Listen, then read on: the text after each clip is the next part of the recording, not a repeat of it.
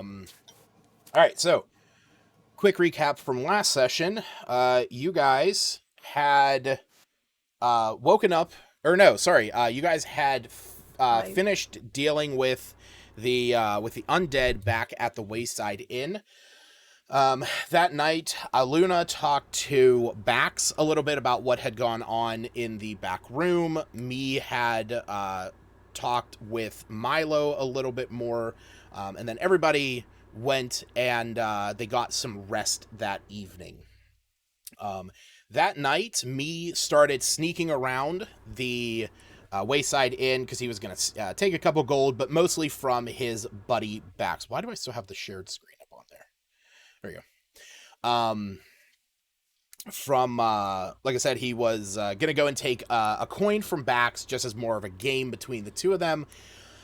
When he did, though, he was interrupted by Milo, who was likewise stealing from them, and the two of them realized that Bax had a pendant there that was the symbol of Talos, the thunder storm cult that you guys have run into a few times. Milo and me then went outside and chatted a bit, with Milo heading out because he did not want to get wrapped up in any cultist dealings.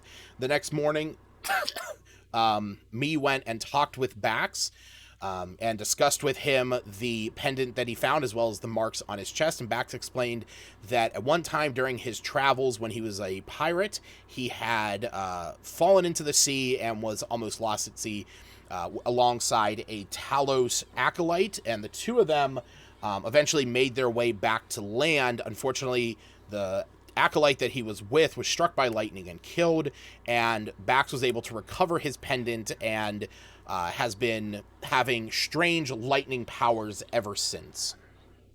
He explained also that the cult of Talos had approached him a few times, wanting him to join them, and he had declined each time. He also made a comment about the undead attacking that place at least one other time before. With that information, me relayed that to the party to kind of rest you guys assured. After that, you headed out and started making your way over to Phandalin. Along the way, you came across a merchant out in the middle of the road. Well, I should say that you came across his wagon. And moments later, as you guys were kind of investigating it, you saw a small pug humanoid creature busting through the busting through the forest line, being pursued by a group of goblins. He introduced him after you guys scared away the goblins by giving them some food. He introduced himself as Von Pugsley, the traveling merchant. Oh, that's right. I can do this. Yeah, see, this is what I was talking about before. Here, wait, let's get rid of this overlay. Get you guys back on the map of Phandalin. Check this out. I can just go ba-bam and put a picture of Pugsley. There you go. So you guys met Pugsley. He explained that he has traveled far and wide all across the lands of Faerun, mostly the Sword Coast, and that he, finds and collects small trinkets. People also give him stuff, and he also sells things. He is a merchant after all. You guys then realize that most of what he is giving away, he does just straight up almost give away, with that price being, in some cases, just a simple riddle. With this, you guys did get a few various trinkets off of him. Cephas got me got a glass jar containing a weird bit of flesh, as well as an eye and a pickling liquid. Cephas got a pipe that blows bubbles. I believe Albina got the music box that plays nursery rhymes. She also got the compass that always points in one direction, which Smith was able to determine leads to... Luna got the box of music. Oh, you got the box? Okay. And then she got the wind chimes. I got the seashells. Yes, you got the set of wind chimes made from seashells. I know you also got the the compass that always points in one direction, which leads to Mulmaster, as Smith was able to determine based on the wordings on it. And Iluna also got a toy unicorn made of wood painted in bright colors. So with all of that, you guys answered a few of his riddles, and then you departed as he was going to be departing himself off to the Wayside Inn. Sometime later, you guys continuing on, heading down to Phandalin. When you guys eventually arrived there, you informed the drivers. Oh god, my app just crashed. You informed the drivers that the trip down to hold on 1 second. How am I missing my map? There it is. You informed the drivers that the trip down to Axholm would be about another 15 miles or so, kind of giving them the idea that it would take a good 5 hours to reach that place. So they determined that their best course of action would be to rest here in Phandalin for the night, pick up early in the morning, and make it there around noon the next day. As you guys were resting and you were, Albina was chatting up with Pugsley, using up her sending. I believe Iluna was going out and collecting items to make a healer's kit. During this time, as you guys were kind of, winding down for the evening, the sound of horse hooves were coming into Phandalin, as you noticed that a hooded rider was entering into town on the back of a black horse. Man, this thing is keep doing this. He introduced himself as Dobbin North. He explained that he was a member of an adventuring group known as the Stone Cold Reavers, and that they are, the rest of his group is currently camping up at the base of Ice Spire Peak, where the White Dragon is supposed to nest. They explained that they were looking to kill the dragon, and that they would be gracious for any help. And Dobbin explained that he had actually come back to Phandalin in order to get some supplies, but seeing the situation that Phandalin is in, he asked to be taken down to Axholm so that he may gather some supplies down there. Good luck. But he did say that. One thing, well, two things. Me did let us know that he found that pendant. Yes. Previously. Yeah, no, he told you guys that. Oh yeah, in the morning there was He showed us it, right? Iluna wanted to tell everyone about the marks on the door, and then me mentioned about the pendant then. Okay. Yeah, that was all there in the morning when you guys were chatting. He told you about he told you about Bax, having the pendant, having the markings. You told him about the blast that was in there. Mm-hmm.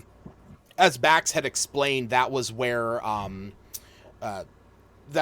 the blacksmith of the group had shot a blast of fire in order to open up the door to give him sight on the zombies that were out there. Yeah, I don't think me detailed what his talks with Bax was. He just ended up saying it's all good and left it at that. I'm imagining that's right. No, yeah. We didn't learn anything further because we're traveling with the merchants, and that's none of their business any. Well, that doesn't necessarily mean that you guys aren't going to talk about sensitive subjects, such as whenever you brought up having a black dragon egg in your possession. Yeah, that came up unexpectedly. Mm-hmm. All right. So, yeah. Oh, I had a question. Or I guess to start, the one thing I wanted to know is if me would help, but I don't know who's running him. Yeah, last session I was trying to make it clear as Iluna, with me, to see if he'll change his proficiency so he can help make the healer kits. Right, And I which feel like on yes. playback, Jared was a little confused on what I was asking, and now he's not even here. No, he and I That's definitely good. talked about it. Oh, okay. Yeah, no, he did switch over his proficiency from medicine to, I believe, nature. Well, I don't know if that he needs to be able to help with using the herbalism kit. Uh, can he actually switch over to proficiency? Yeah, he can switch over to a tool. Okay. Okay, that's what I thought. I mean, this was mentioned a long while back that Yeah. would help it, and then a Yes. little more recently about I could just make my own kit instead of Hmm. hopping Yeah, I can around add. very poor communities trying to buy Uh, one. yeah, I can add herbalism on his character sheet right now. Okay, then that's probably what Iluna would do near the first thing in the morning.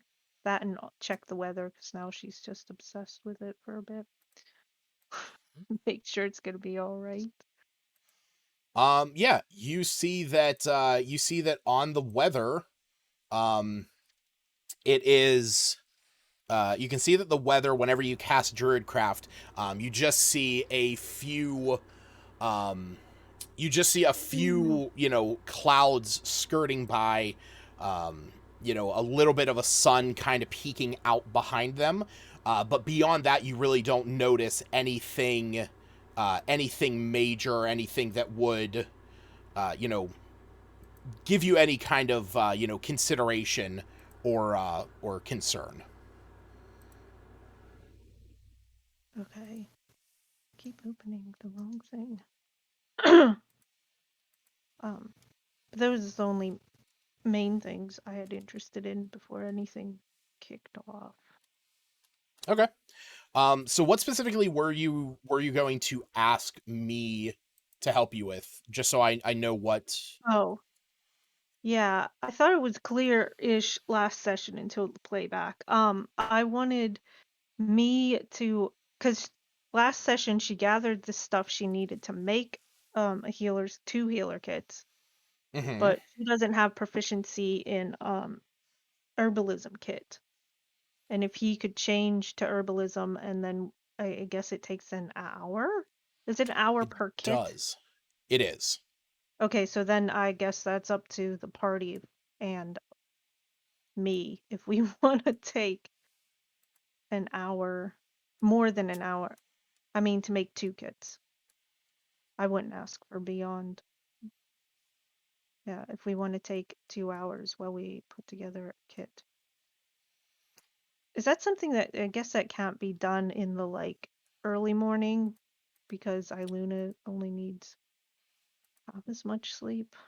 Well, yeah, Luna only needs half as much sleep, but me still needs a full, It does. six I six think hours. I think I mix him up with you. You does not have to sleep. You has the Yeah. aspect of the moon. He's good. Technically the only two in the group that actually need to sleep a full. No, hold on. I Bada, bada, bada, bada, bada, bada, bada. Actually, I think no. I don't think. Is it just me? I thought it at one point it was just Albina, but then I don't know. Phantom Rogue. I remember him Well, saying he not needing sleep or not needing much sleep. We all watch over Albina.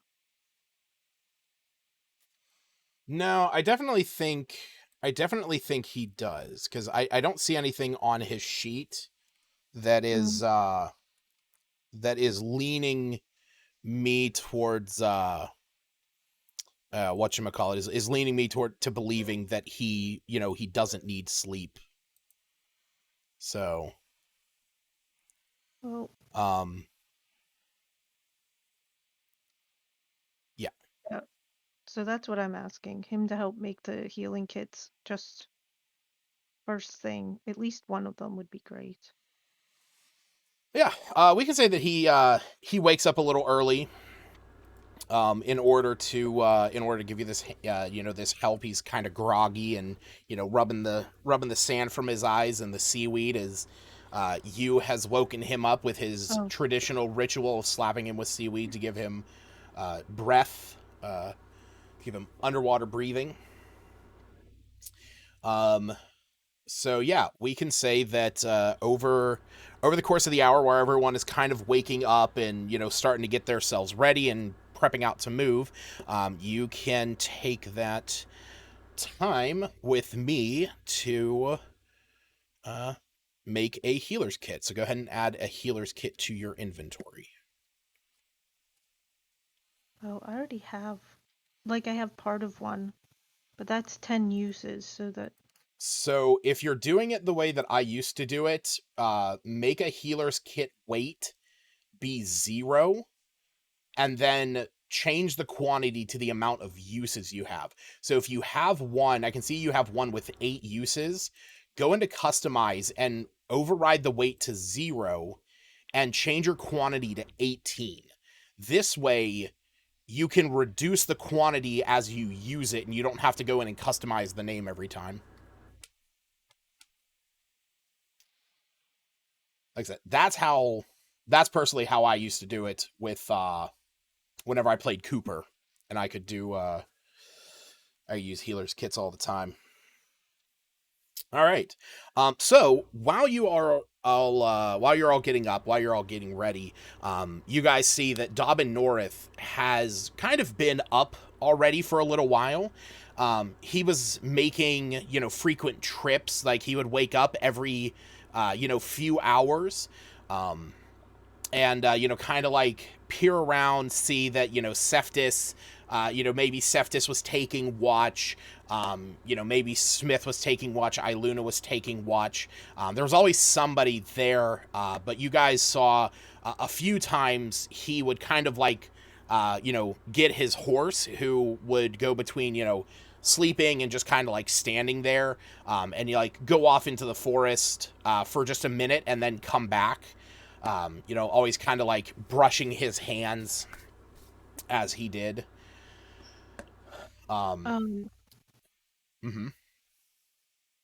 Sorry, I just said and I shouldn't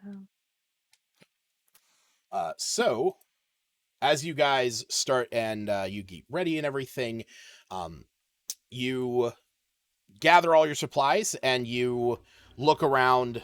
The merchants, you have all the merchants loaded up.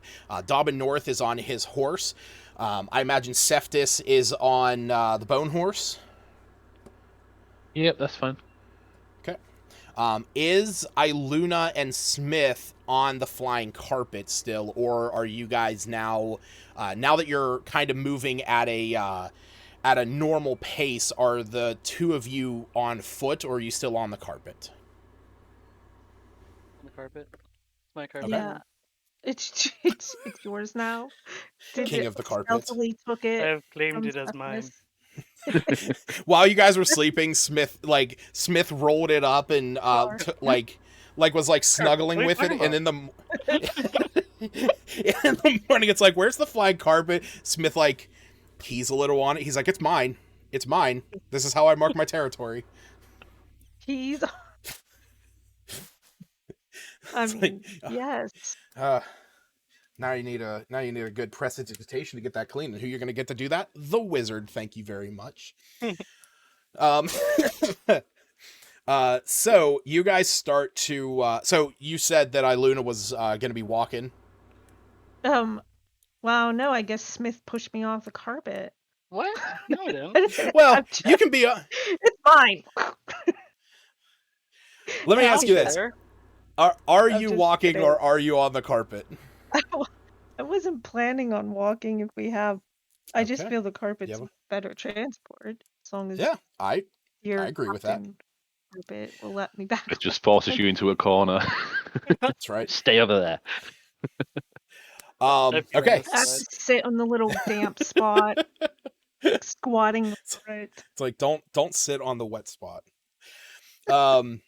So as you guys are just about to start making your way south out of Phandalin, you're moving between where the town masters, building was, this giant blue chunk that is that still has ice covering it.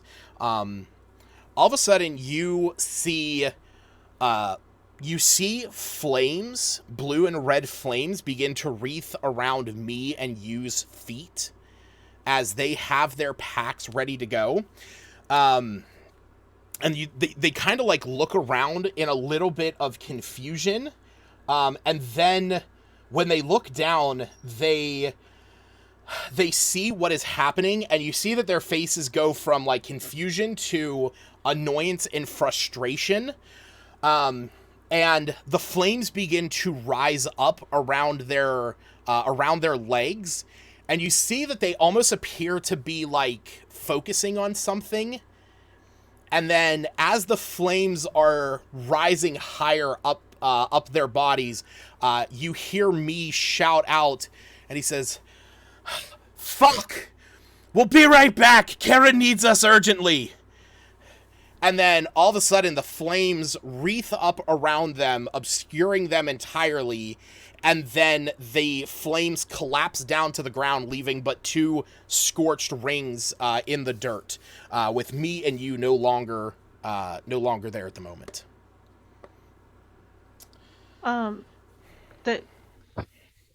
This is just as we started to travel, or You guys were like ready? You guys had your packs and gear ready. You were taking those first couple steps. You were literally between the Lion Shield Coster right here and the Town Master Hall. You guys got to that point, and then all of a sudden this happened. So there is now like 2 burn circles in the ground, exactly 5 feet in, 5 feet diameter. Hi, guys. You said when Dolbin was trotting around with his horse, who all noticed him? Anyone who would have been awake. It would have been like Seftis, it would have been Smith, it would have been Iluna, it would have been you. Anyone who was like awake at any point during the night. I imagine Albina or me might have seen him go off once, but then they would have been sleeping the rest of the time. But those of you that like either don't need sleep or you only have to like, go into a, inert state or into a trance, you guys definitely saw him like, go out and back a couple times. I think Iluna would bring that up with him. Well, you see that he brings up with you. He says, "What the hell just happened? Where did they go?" Their god? He gave us those wagons. So I guess he needed them? That's great. I mean, are they going to be back in... If you're going to... Okay. My sources say probably. My sources say within a session they should probably be back. They've never disappeared like that before, but we have a pressing matter. So yes, I'd say we need to get to this fortress you talked about. Indeed. So curiously, you and Horse were not sleeping the whole night. Or did you get enough rest? I did. I suffer from insomnia. I have always had trouble. I've always had trouble trying to sleep, and going off and just having a moment with Clover and I where I'm able to relax. The things that my group and I have dealt with, they have scarred my memories poorly. And I can only imagine. Clover is the one who has been alongside me this entire time, and she is my respite. She seems a lovely horse. I do insight check Doing it. Be my guest. Against his insomnia story, I suppose, and where he might. As long as you didn't travel too. I mean, with everything going on, it seems surprising anyone would leave the camp at all. Did it not click? Oh, there it goes. No, I see it. On his story of where he was travel, why he was up and back. There's nothing that I mean there's nothing that really gives you credence to distrust him in this. He's not fidgety, he's not agitated. He is kind of just like more straightforward kind of situation whenever he mentions this. But you know, he's not really, you know, he's not really doing anything that would give you a belief that he is misleading you. Okay. Well, at least you came back safely. It's a bit dangerous out there. Yes, I'm aware. So being that you kind of brought this up to him, you know, the travel down to Axholm, like I said, is about 5 hours. You guys start trekking on. You can see that the merchants are a bit perturbed now by how two of the agreed upon party that was meant to defend this team or defend them have now just up and vanished in flame. But they are, you hear murmurs between them where they're like, well, there is the one on the horse.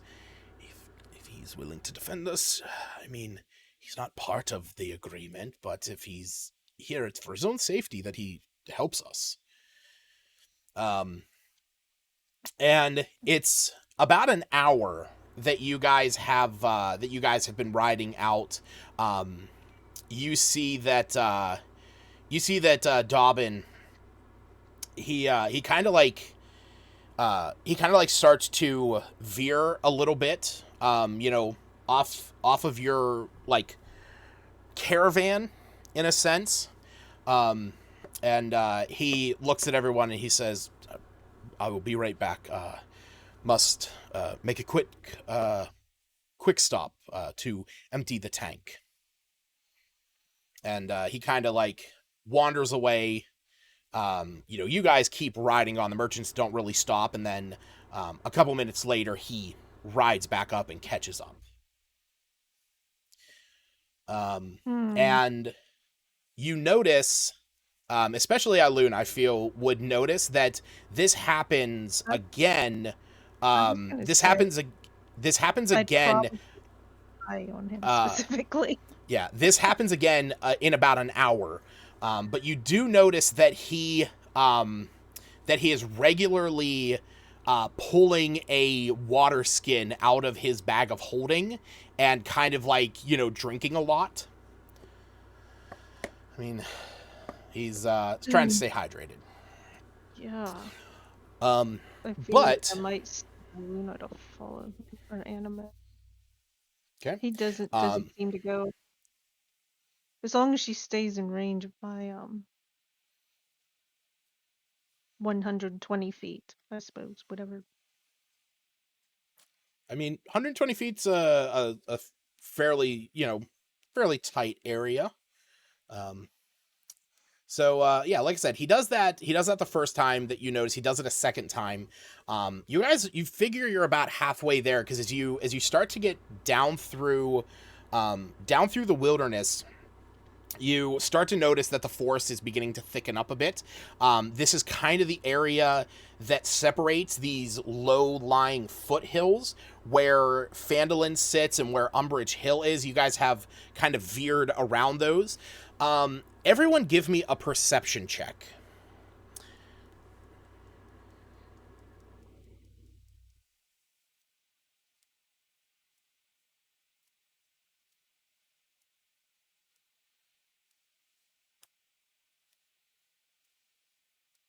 No, I don't have inspiration. I use my 20.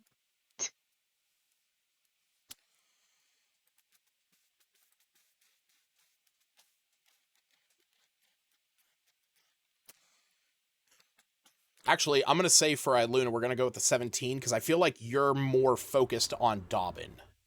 So you still have a 17, mind you. It's good. But I kind of yeah, imagine you. I'm going to say that it is it's still though Seftis and Iluna. Seftis, I'm going to say that you notice this mostly because you are out front. You're kind of the one leading the leading the charge out this way. And you have Iluna and Smith up on the carpet ahead of you or above you. And Iluna, as you're looking down, you're noticing the path that you guys are taking. This was a path that you have traveled before to get down to Axholm.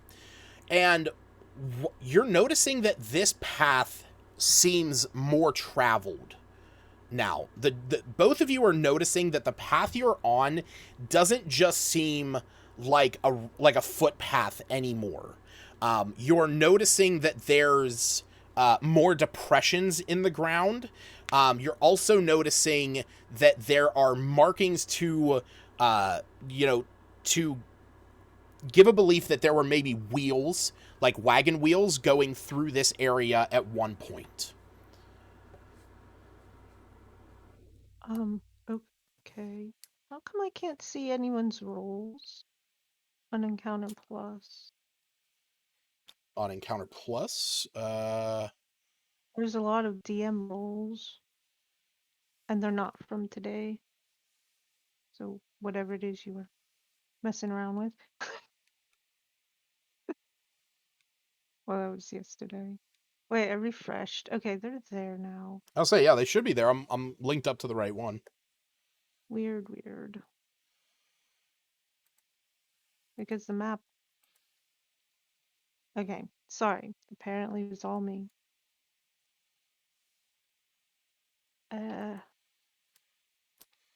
So yeah, like I said, both Seftis and Iluna notice that this road kind of seems a little bit more traveled. Not even road. Like I said, this was just a footpath that your group had used to go from Phandalin down to Axholm one at a time. And you do think to yourself, it is the reality that they have been bringing some supplies down, but you are seeing like wagon tracks and stuff like that. Oh, they didn't have wagon? Well, at the time, at the time they had just moved like their people down there. But I'm saying it seems like there's a little bit more foot traffic through here than you would have expected. At least that's what it looks like. So more than them coming up and getting stuff. And because you said everything's picked clean, so. Right.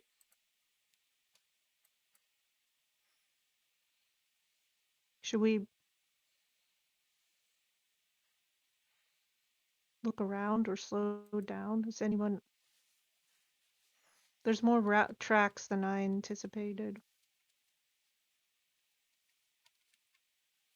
More than them moving all their stuff down might have.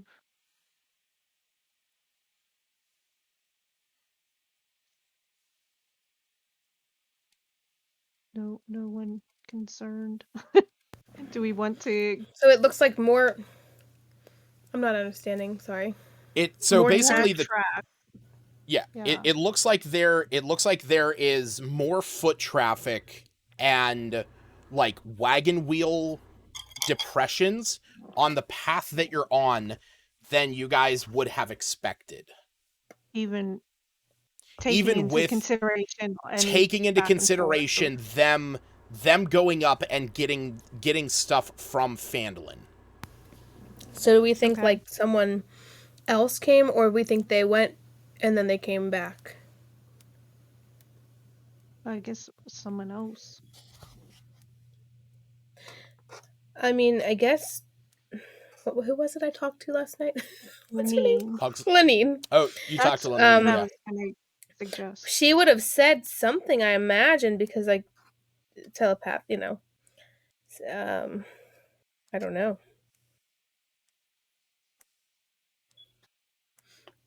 I imagine maybe there's more people just down there.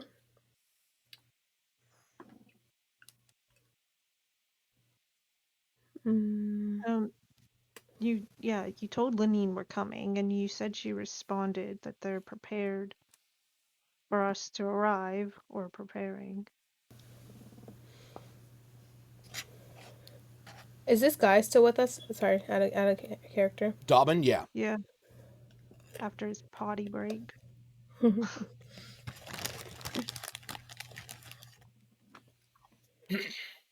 I don't know what to make of it. I want to you look wanna over get and off ask him, back.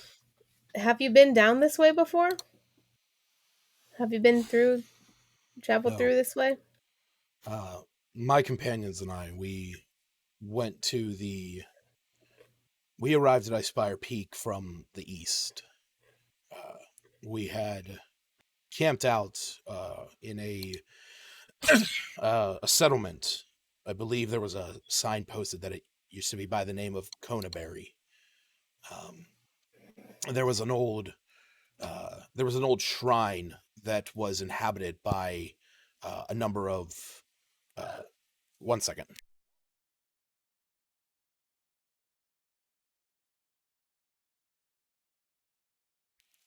Hold on a second. I'll be right back. Okay.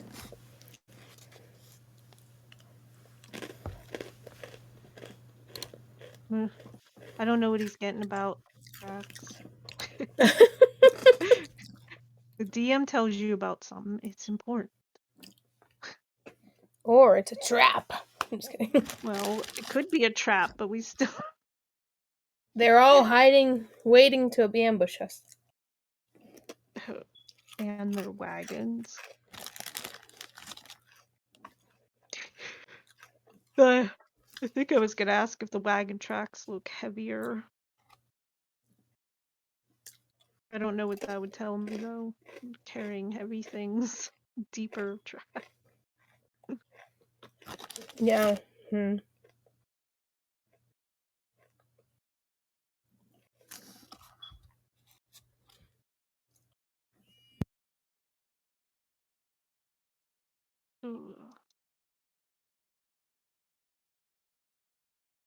I'd be right back too. Okay.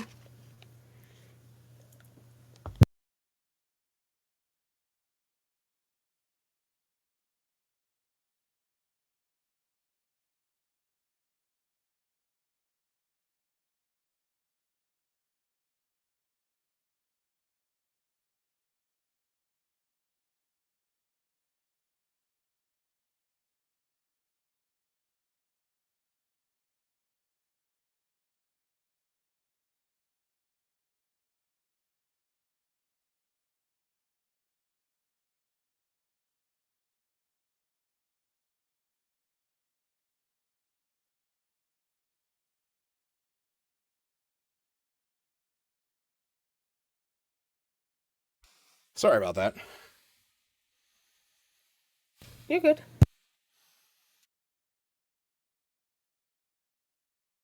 All right.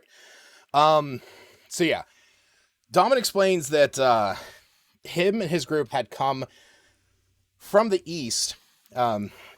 He says we made it to the town of Conaberry, and we knew that we had to get to the mountain, so we went south from there. Some miles south, we eventually arrived in this. We eventually arrived at this old temple or shrine that was kind of inhabited, taken over by these orcs and ogres. So we ended up dispatching them, getting them out of there, and then from there, made our way south. Came in on the north side of the mountain. So. Oh, the Orcs. Yeah. I met them. I don't remember who was all in that party. That was They the didn't original bother party. Well, they, when we were making our way down there, we trying to get through there. It was late at night. We saw it as soon as we broke out of the forest, figured it'd be a good place. Saw a couple torches burning and all, and, didn't realize that someone had already staked claims, and they weren't too friendly, and they decided to test their luck. So, and they did not come out as the victors. I see. And now it's just empty. Yes. We kind of checked out the place, make sure that there was, nobody hurting there, and really didn't find anything. But like I said, after that, we headed south. Kind of got an idea about where we needed to go, how to get into where the dragon was. So made our way down that way. But that's why when we started running low on supplies, the dragon kind of comes and goes from there. So we waited till it was gone for me to take my ride. I headed back up to Conaberry. We had a crude map. I didn't realize how long it was going to take to get from Conaberry down here to Phandalin. Wow. So I'd been riding for some time, but I really didn't want to travel through the travel over land again that way, because filled with orcs. That whole area north of the mountains, whole place is just littered with them. So kind of glad so far. Seems like the worst thing we got down here is whatever did that to your town. Another dragon. I don't think that's a word better. Yeah, I guess that is the case. So, I guess to the whole party, I would say there's more tracks. And is there tracks like more footprints as well as wagon tracks? You can give me an investigation check, or actually no, make it survival. I was actually just looking at something too, because I was like, which check would this be? Oh, yeah. Yep. Nice. Oh yeah, not 20. Hey, you get your inspiration. Great. But the reason for asking was to see if the tracks are all humanoid, if there's any. Okay. Or I don't know. We learned what lizard folk tracks look like, and yeah, I'm sure so she can distinguish something. So as the two of you are kind of inspecting this, you're looking at some of the tracks that are ahead of you. You both notice that that there is a fair amount of distinction between these tracks. You see humanoid tracks, you see animal tracks that have kind of come through here. And you are noticing, though, that there is a particular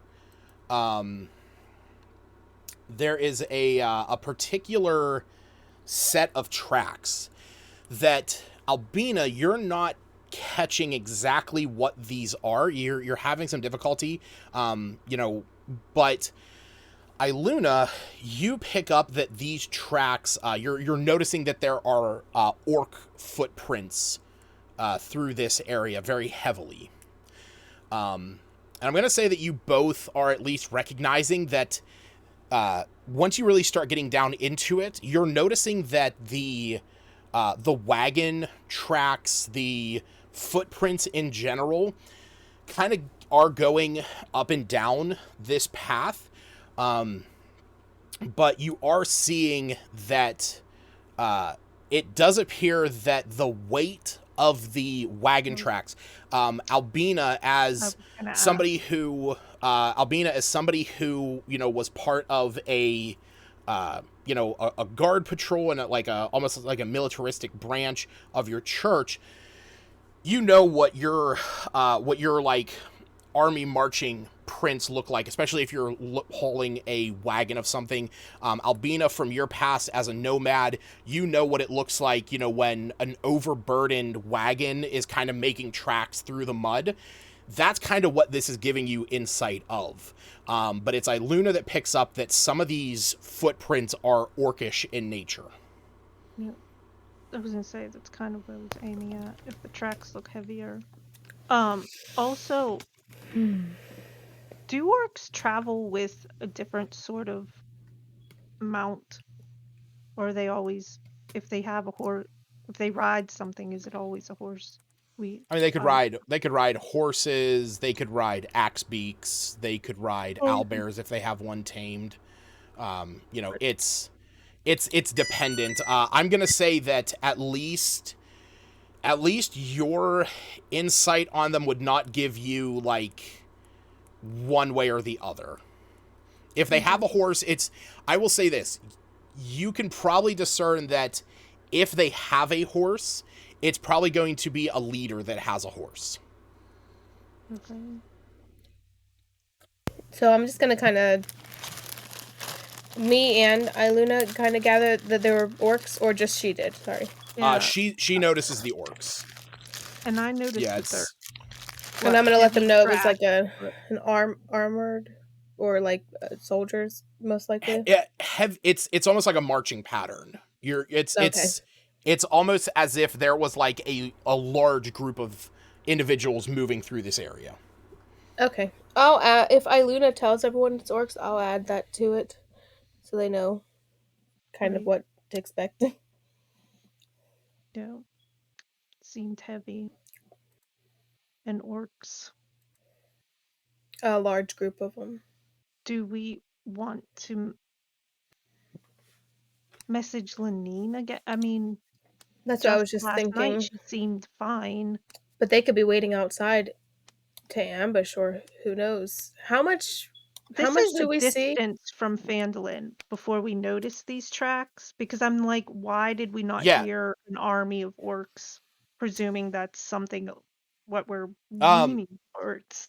It was once you started to get closer to the forests that you noticed more of this. Like, I'm not saying that there weren't tracks up near Phandalin, but the tracks near Phandalin are more expected. You kind of expect there to be foot traffic out of Phandalin to some degree, but it was kind of after a few, like, a few miles once you got out of there that you're like, those of you that noticed this were like, this is more than there should be. Like, we're not next to the town anymore. This is not where foot traffic should be creating these kind of markings in the ground. Yeah, I would suggest messaging Lenine, even though hours ago.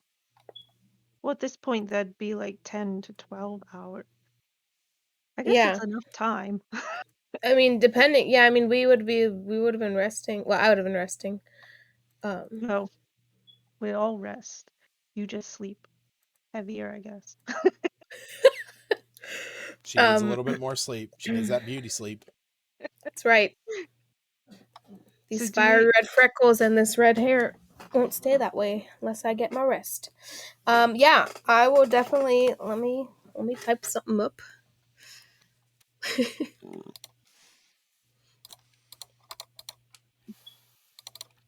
1 second. And you said we're about halfway. Yeah. Yeah, Woo! you guys are just maybe like a mile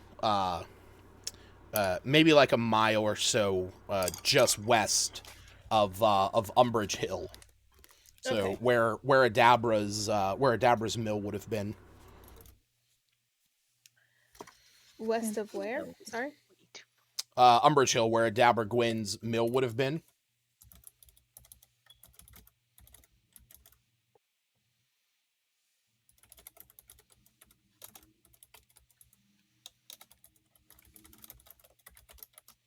Oh. Are you putting that in your message? 6, 8, 10, 12, yeah. Because Iluna should recognize that. I mean, she went back and forth there.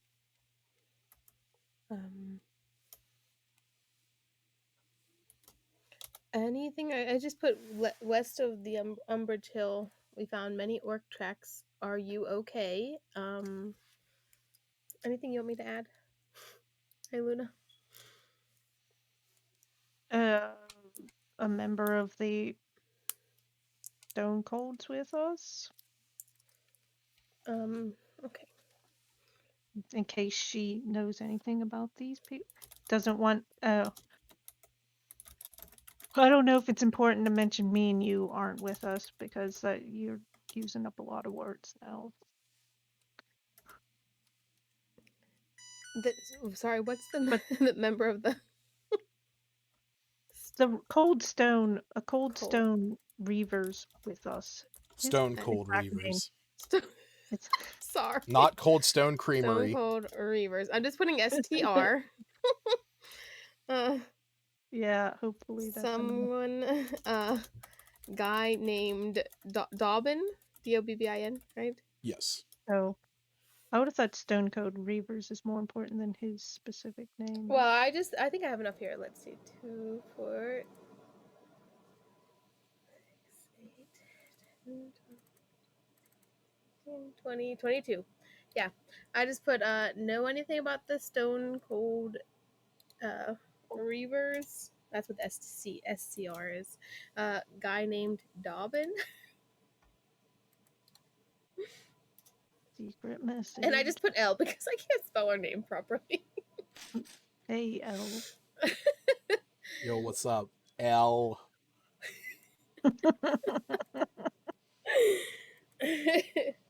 Alright, 1 second.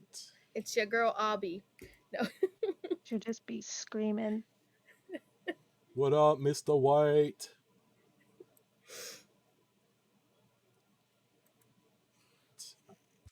You get no message back. She's gone and got herself killed. And then this guy Oh, is how did you know? red. No, red. not Lenny. And the sunset is. How did you know?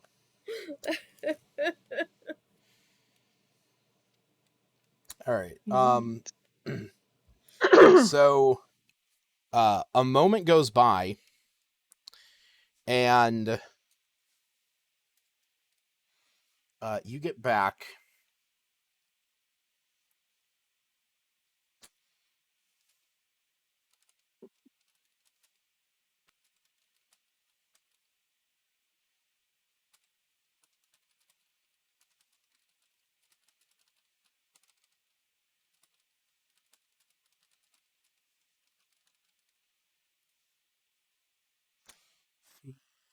It's 9, 12.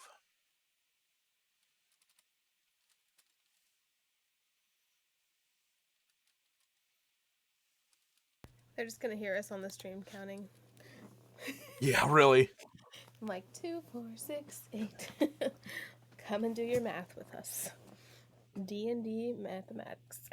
I would hope that if one had such a skill, you'd telepathically know when 25, like, I don't you know. would just Sitting know. there, like sitting there. Oh wait, Poems. no, that's too many. I have to think of different. Let me scratch that. Let me make it can't instead of cannot. Yes, if it was your Won't. A lot of skill. contractions. We got this. I'm sending you a message. I have to count it out. Man, if she has to reply in specific as close to 25 words, it must be important.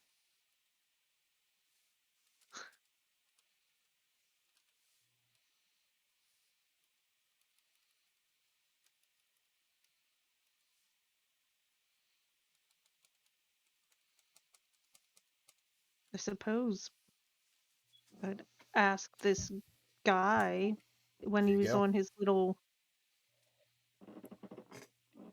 She I don't know responds. if he noticed anything. She responds to you, Albina. Damn, I forgot. Be careful. Orcs have claimed the forest between here and Phandalin. They're just out for gold, then they'll let you pass. All right, I'll relay that message to the group. Smith, get those fireballs ready.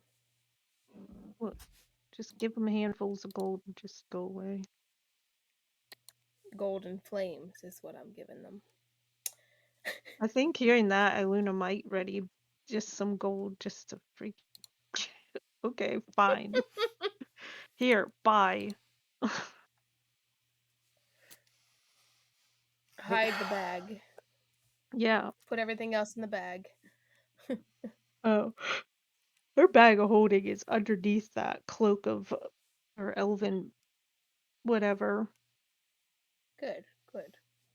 Well, I have something I can paralyze them if they try to take my gold.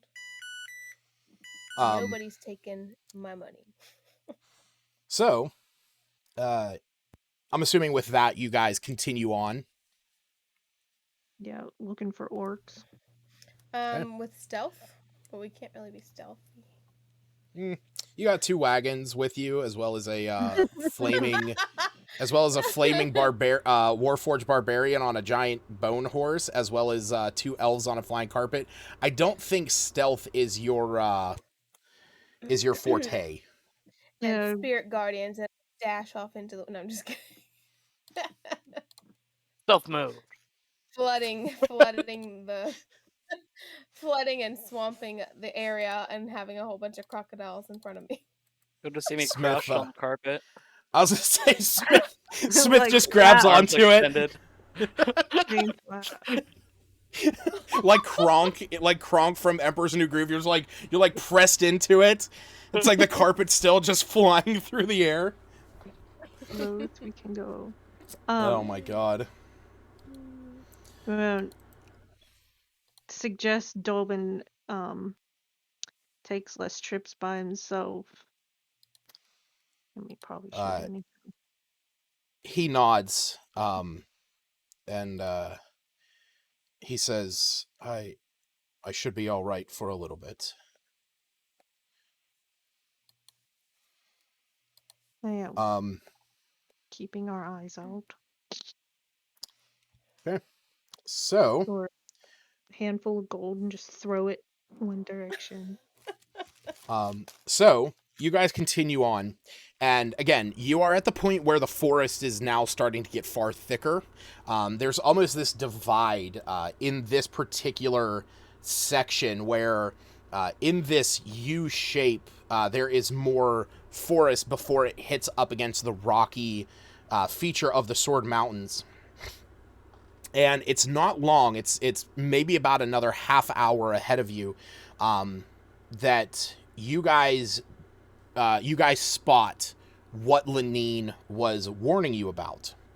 And that is that ahead in the road, there appears to be a barricade.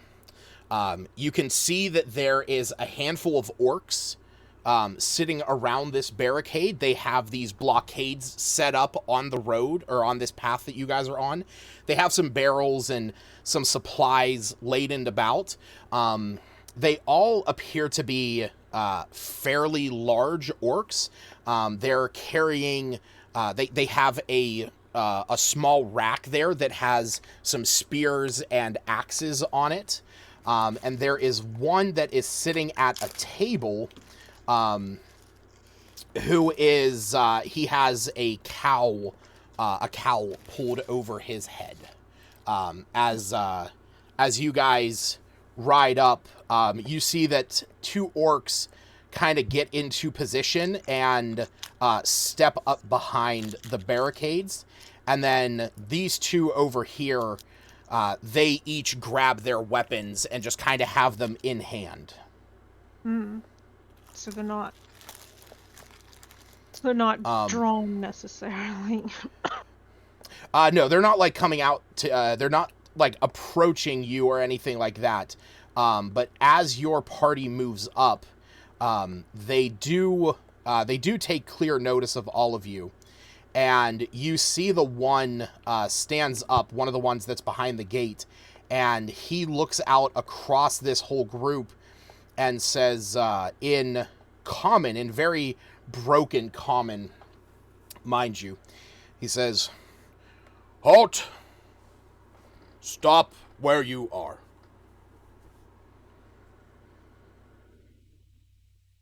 Hello.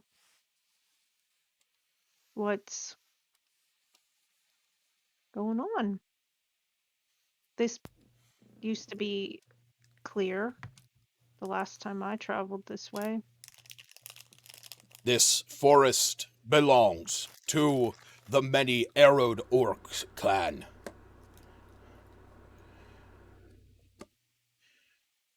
If you wish to pass, you will pay the fee. What are you asking?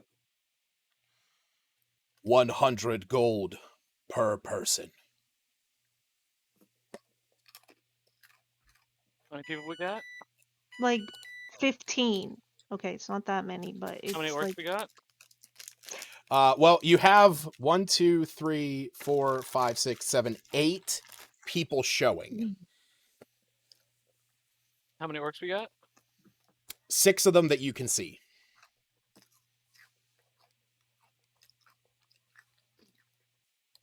I'll kind of look at Elena. We're still Yeah. flying, right? what? Yes, the two of you are still on the flying carpet.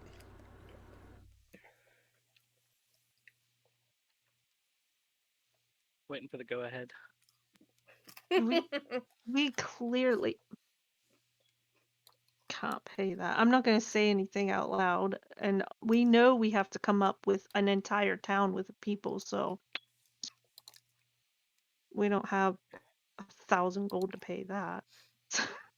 We're willing to negotiate. Yes. How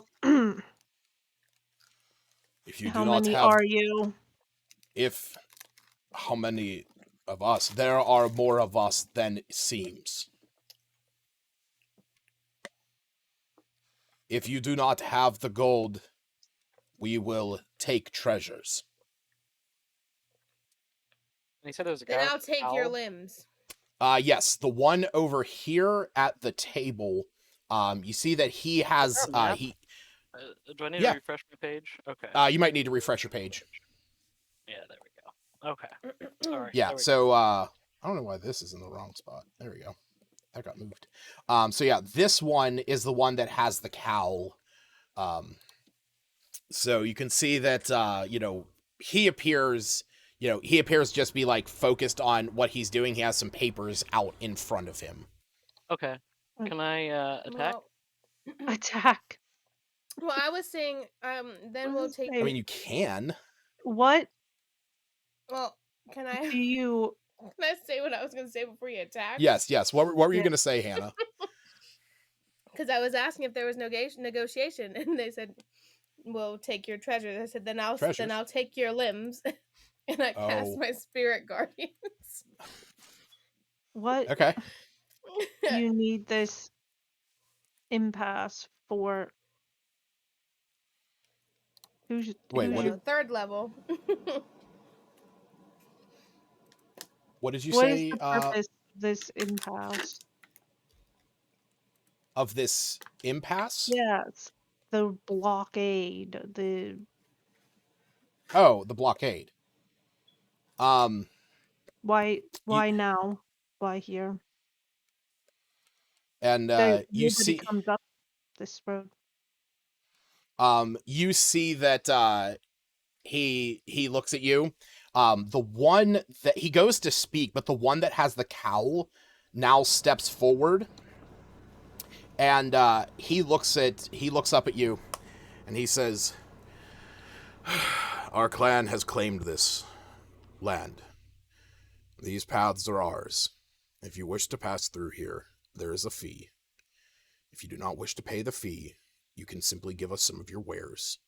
If those wares are sufficient enough in value, you will be left to go on your way.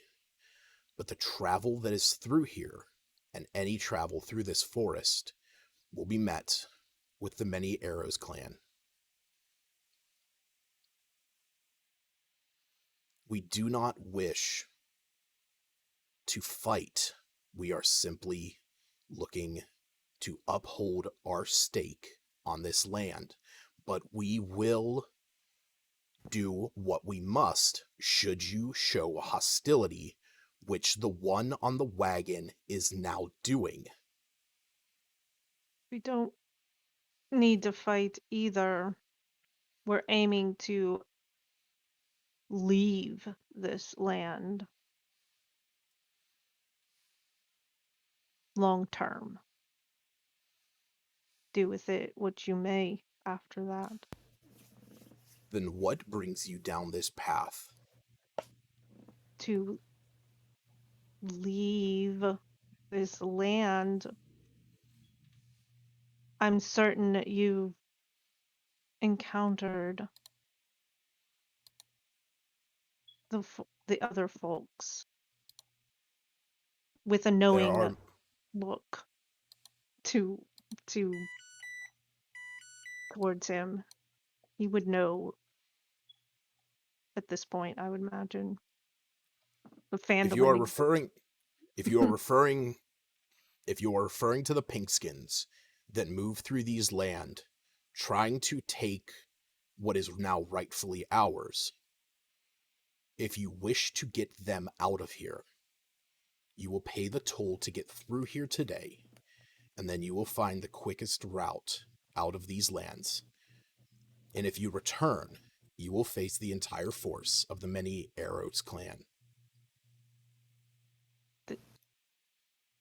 This is the quickest route out? Is that what it... Then it appears that you will pay the fee twice. If you are looking to rid us of those whelps that hide in the caves, then we would be glad to have them out of here. And with that, I am willing to put a price of simply 500 gold per pass. And you will leave here unmolested.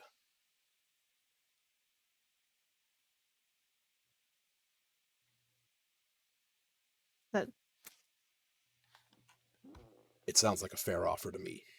And you see that as he says that, he goes and he sits back down at his chair. Is that you said a towel on his head? A cowl. C-O-W-L. Oh, okay. I'm zoomed in now. Yeah. Oh, cow. I thought you had a cow. No. Because he's No. Didn't orc, make much sense, but I was going with it. head off.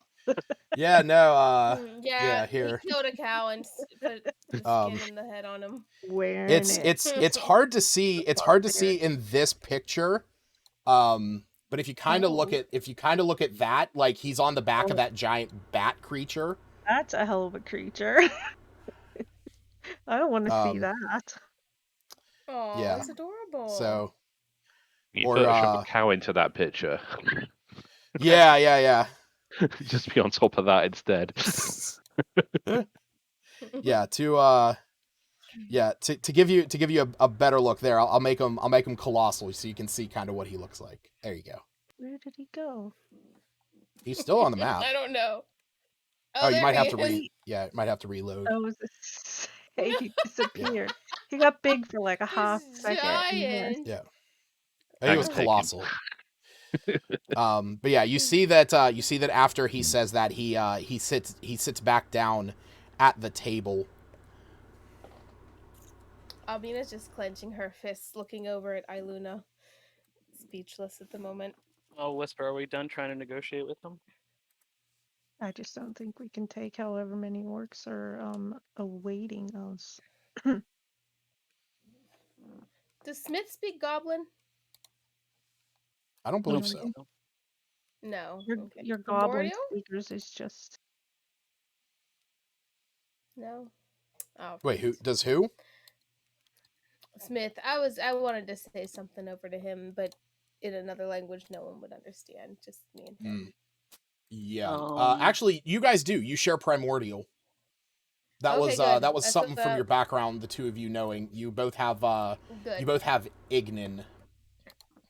I'm just gonna say we fireball him. I'm not spending another dime, another piece of gold anywhere. Okay. Wall of fire. Can you give me like a 60-foot line, like right in the middle of them? How far does that extend? Is that like everyone? I'm assuming 20 foot high, 60 feet. Let me see here. I think So you said 1 what foot was thick, 60 feet long, 20 foot high.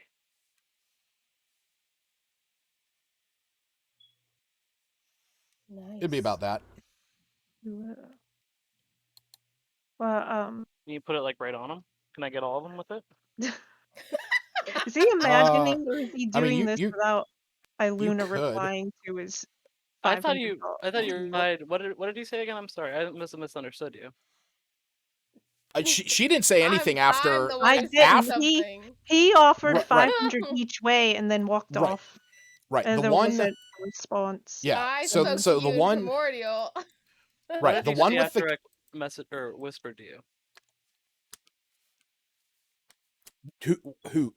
who said? Luna. I whispered to her. Are we done trying to negotiate with them? Okay. What did he say after that? I thought he said something along the lines of I must have misheard you. Whatever. Yeah. I'm sorry. Yeah. Iluna didn't say anything after that. Yeah, Albina did.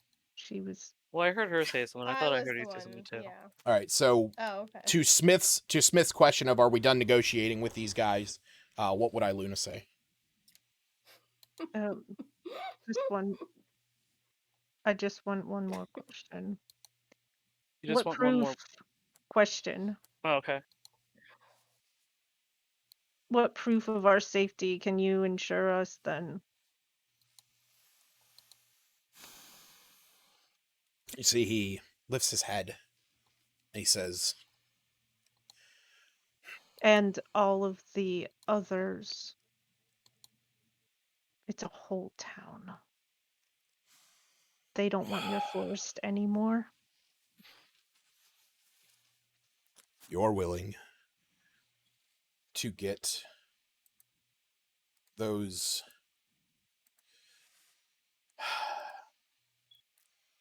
if you're willing to get those lumberfoots out of that cave,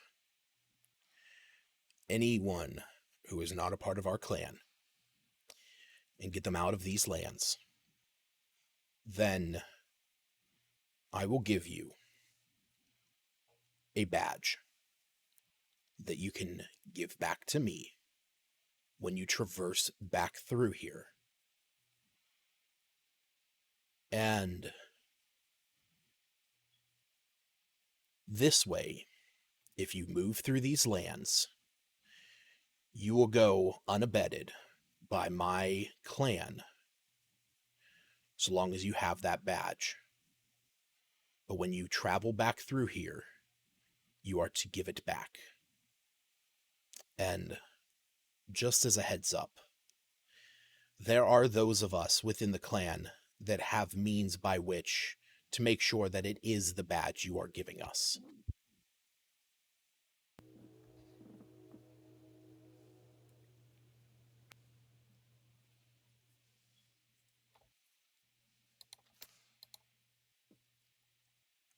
I don't know. Iluna just wants to get to the Phandalins.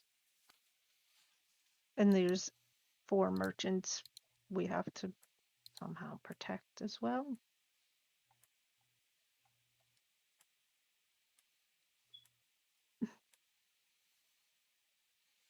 Albina and her insight checks.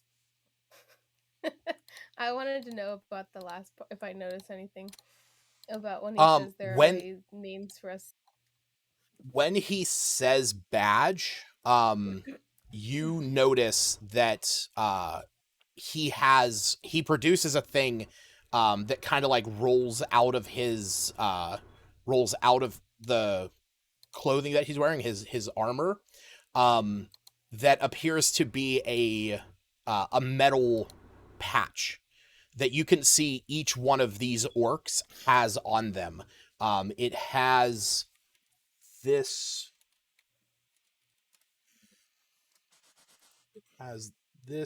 particular symbol on it. There, I put that up in the chat.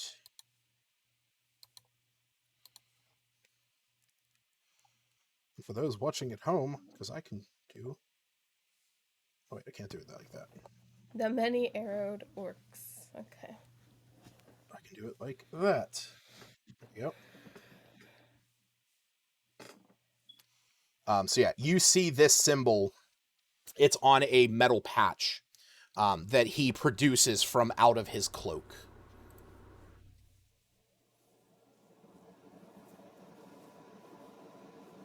Oh, I see.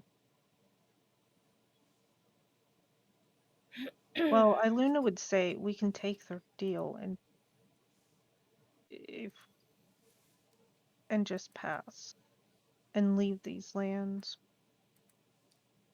to the party in rather hushed tones and look back at the merchants and see how they're faring.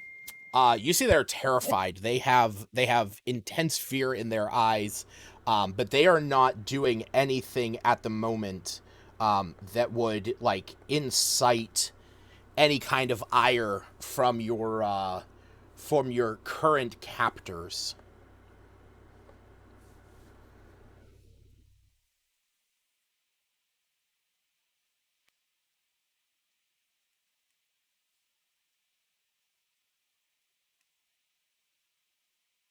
No, Iluna would pay to pass.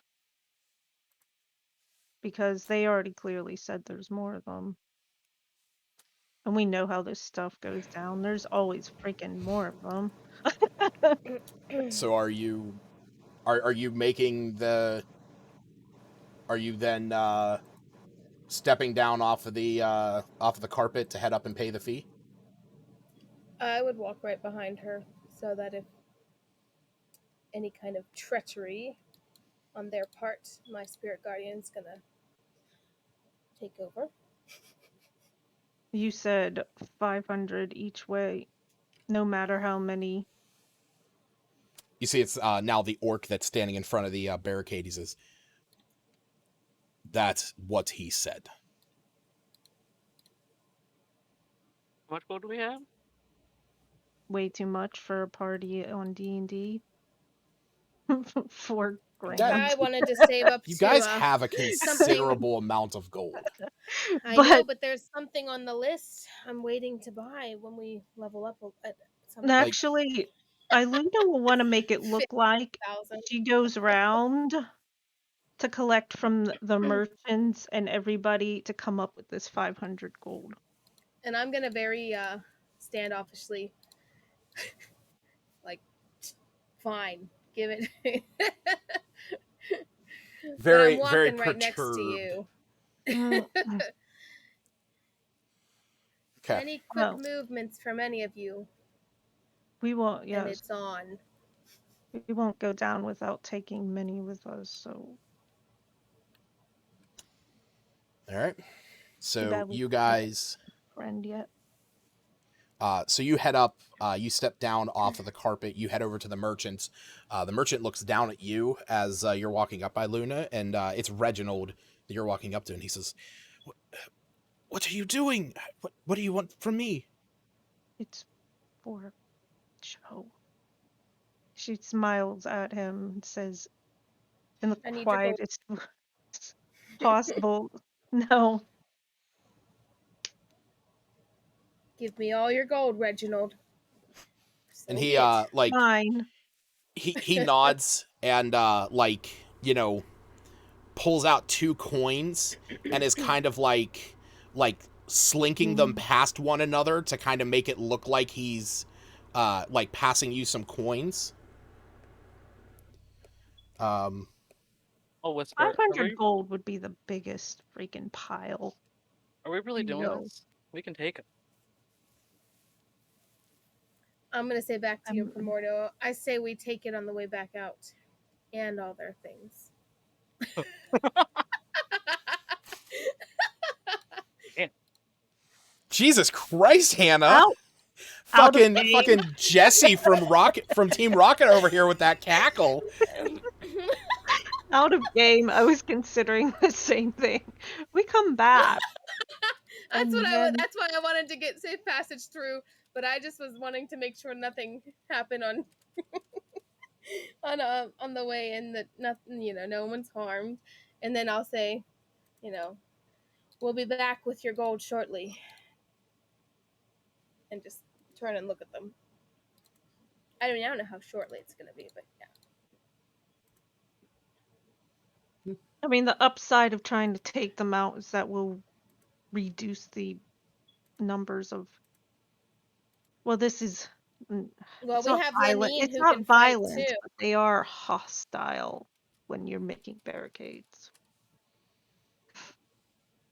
Yeah, don't worry. I got some plans for the way back. I don't know. Eilun is never going to be one to strike first. They have to be actually threatening so far.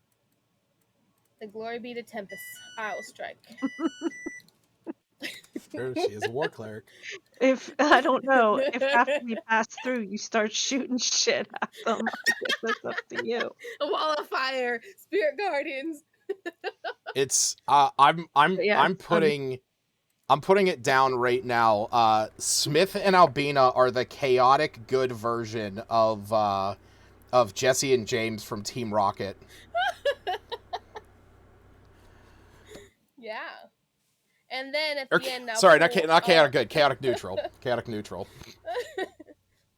After the wall of fire and the spirit guardians take over, I'll find a river and wash over their corpse, and I'll take the gold.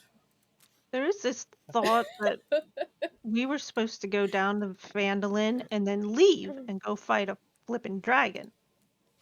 But I don't think their deal includes us passing through here. Arguably, your contract with the merchants is reliant on you killing the dragon before you leave. Yeah, that was just what I was saying. We need to drop them off at Phandalin, and then the rest of us, the party, was supposed to kill the dragon. As in, we'd want to pass through here more than once. Well, you can get down to Axel, and they can prep, and then, while they're in Axel, you guys can go. But there's orcs. There are now orcs. Man, it's kind of crazy what happens when you guys are out of Phandalin for a little while. Just everything. I'll make some orc stew for the dragon. All right. So are you paying just the 500 now, or are you paying the 1,000 for the round trip? You get airline miles with that. We don't want to look that wealthy. We're going to tell them we need to gather more contacts. We need to come back with more. We'll have enough on the way back. Who in the world carts around 1,000 gold? No one. And I already said that 500 gold would be the biggest packet. 500 gold pieces is a sizable. Drag it. Zeptis, get this. Yeah. I just pull out my Mimcat and I'm just holding him on my lap. I'm like, can we get through? He needs to rest. Yeah. Well, it's actually not that much to give you reference.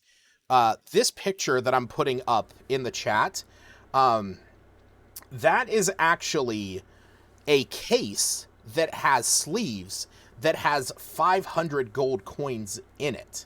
So it would be a fairly sizable bag. It would be heavy as fuck.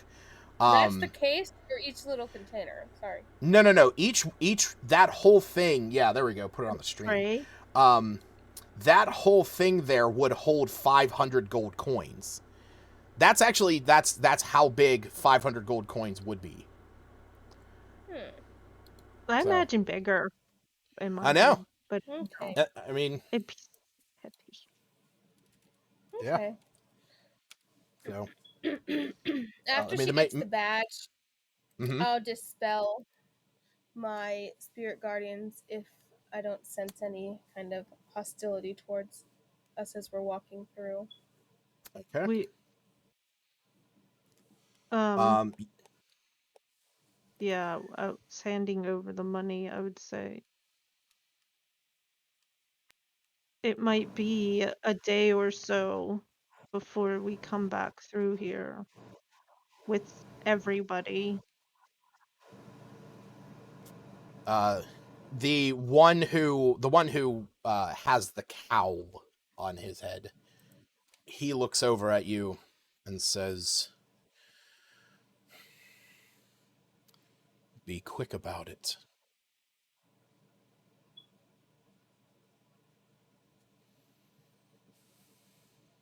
I'm just gonna be holding my mim cat, staring him.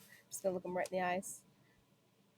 We'll move as fast as we can without Yes, move with over haste. exhausting the villagers. Well, when you pass through here, as I said, give me the badge back, and you will be left to leave these lands to their new rightful owners. Abina's just gonna reach over to Luna for the badge and just put it on her mim cat. He's gonna start gnawing it. Oh. It'll be in safe keepings right here. Peps is going to ride by, looking really angry, but blowing his bubble pipe at the same time.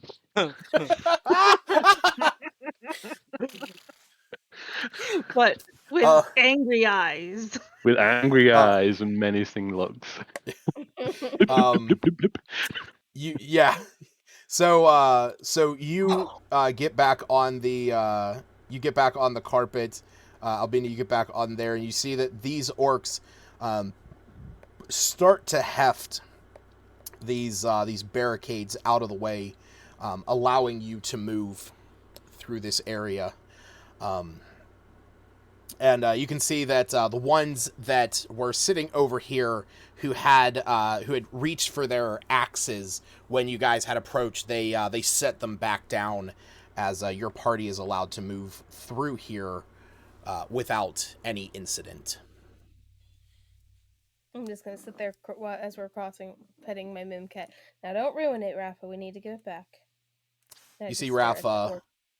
Yeah, you see the one with the cowl. He's kind of eyeing all of you as you ride by. Rafa sitting there with her, her proud new accessory. She shapeshifts. She shape changes basically into what looks like a double-sided badge. It's basically the same thing on both sides. Iluna would say an orcish? Orcish, same as thing. She passes on the other side. Your ways are uncivilized. And you hear from roll initiative. I'm just kidding. No.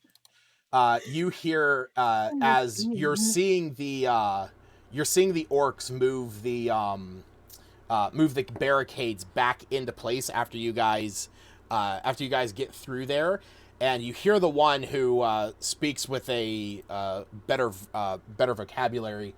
He kind of shouts up over and says,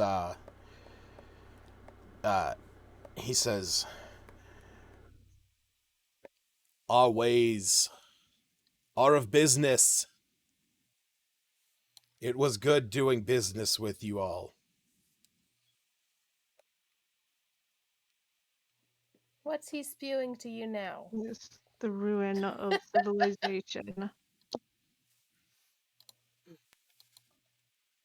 But I guess I can tell them.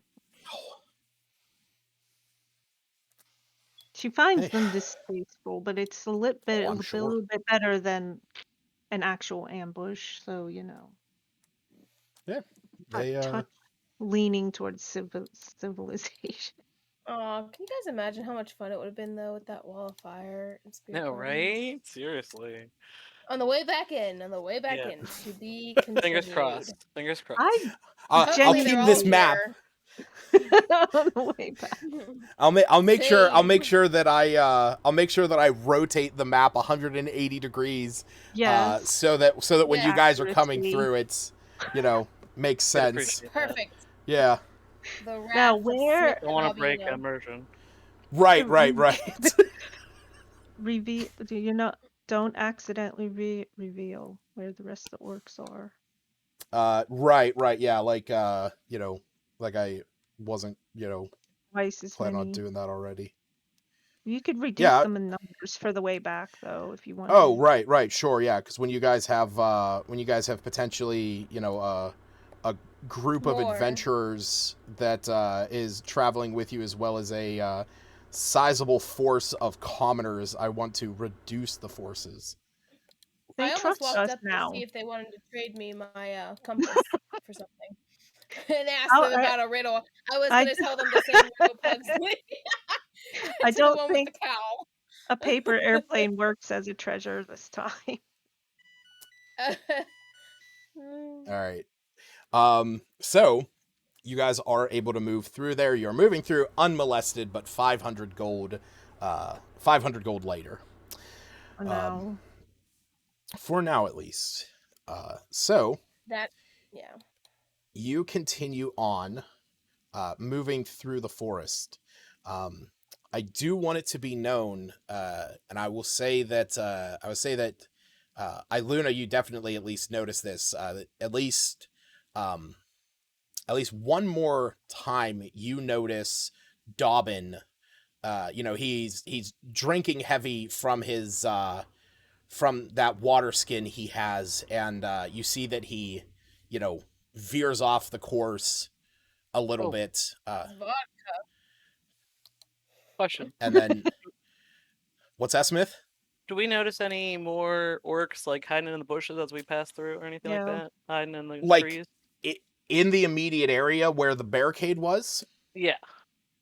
As we pass roll me a perception check. That's a good thing to check for, especially I was just gonna say since he already said. I wanted to see how much truth was behind how many orcs there are. My roll's still going, but it's poor. Yeah, good, Seftis.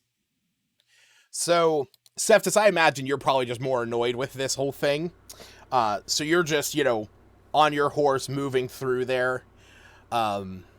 Smith and Iluna, though, the two of you at least notice that as they are moving the barricades off to the sides, you do see that there are up in the trees flanking where those other orcs were.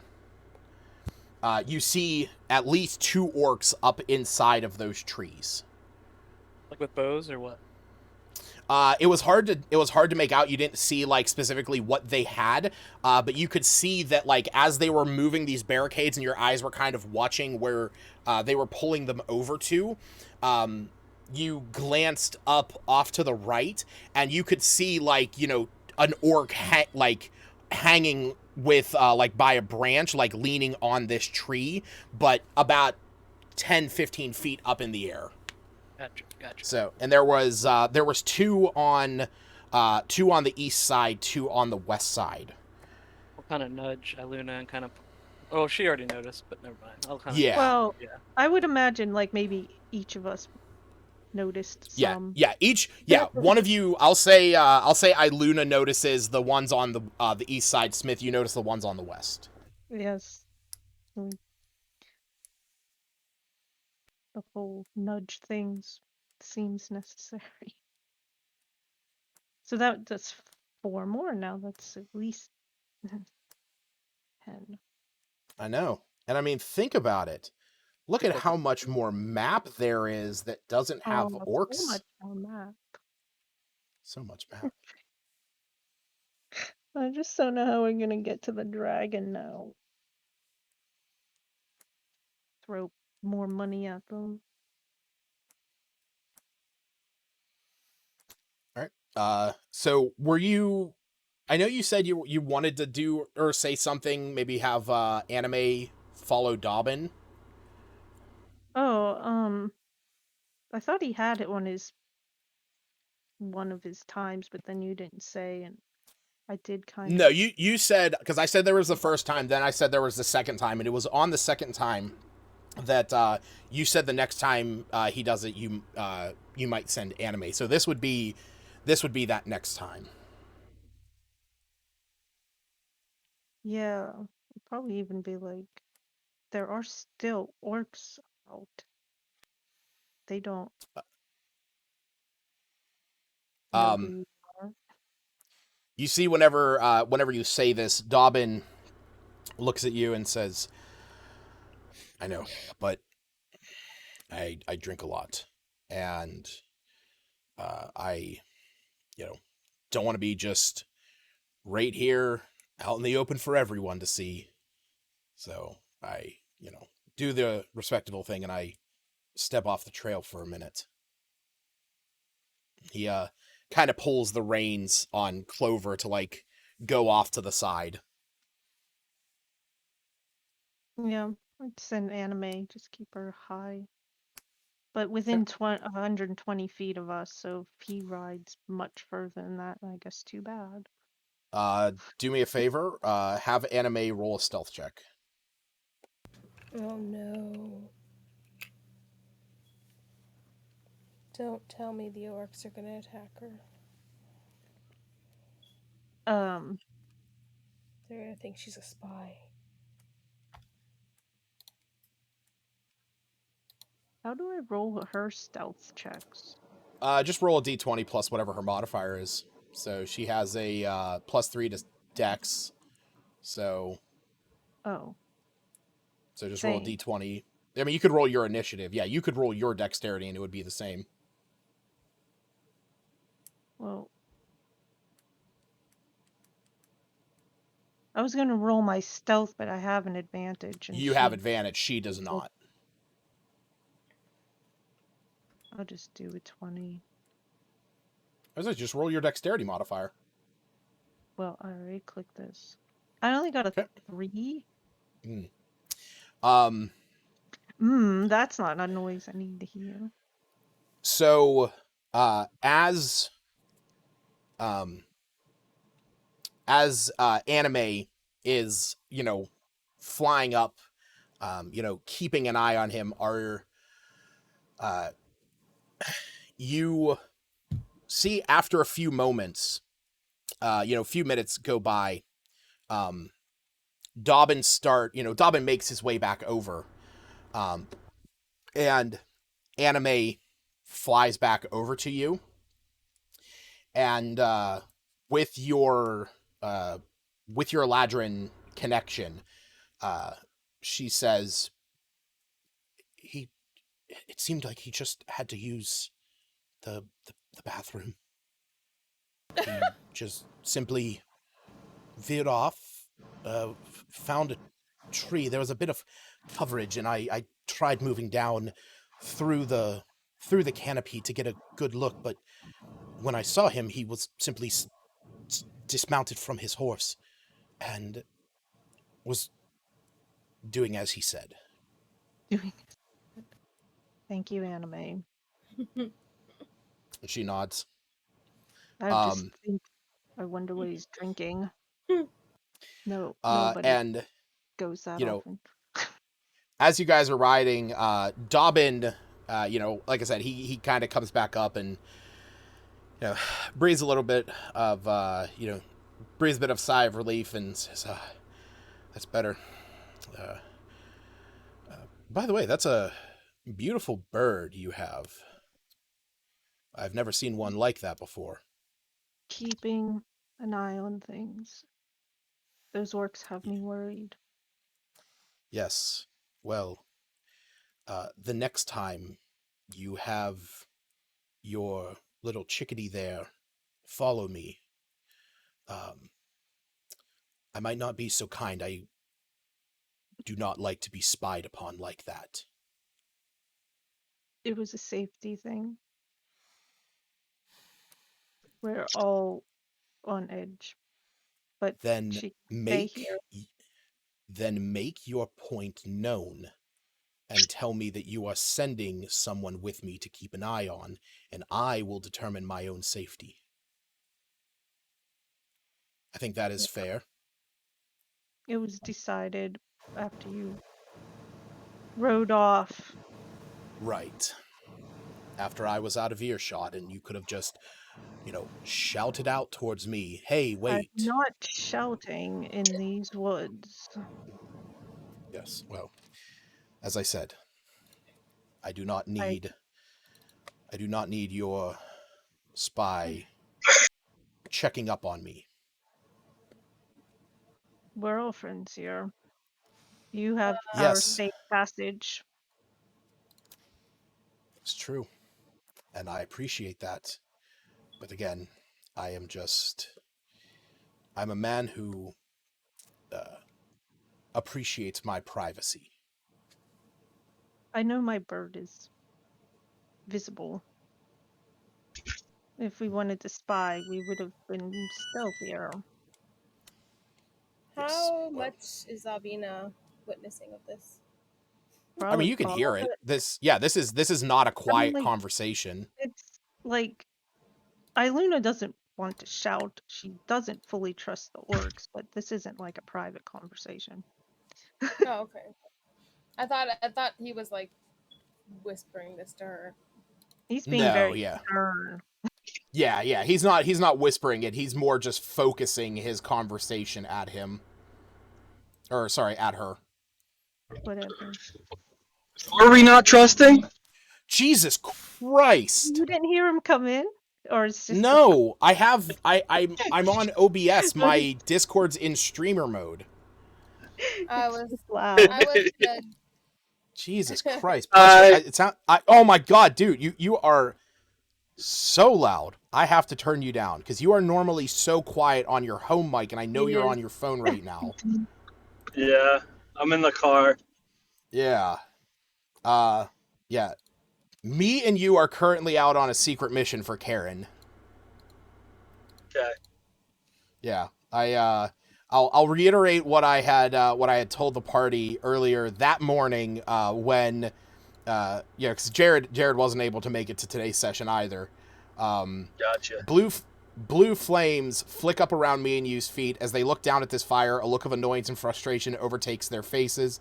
As the flames rise, obscuring their faces, you hear me shout, "Fuck, be right back. Karen apparently needs us for something that can't wait." The way you disappeared. Figure whenever he's done with you guys, he'll... Which I know you guys will be back next session. No. Yes.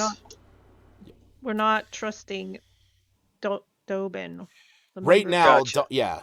right now, Dobbin is a point of concern for the group because seemingly every hour he disembarks from the group to go to the bathroom.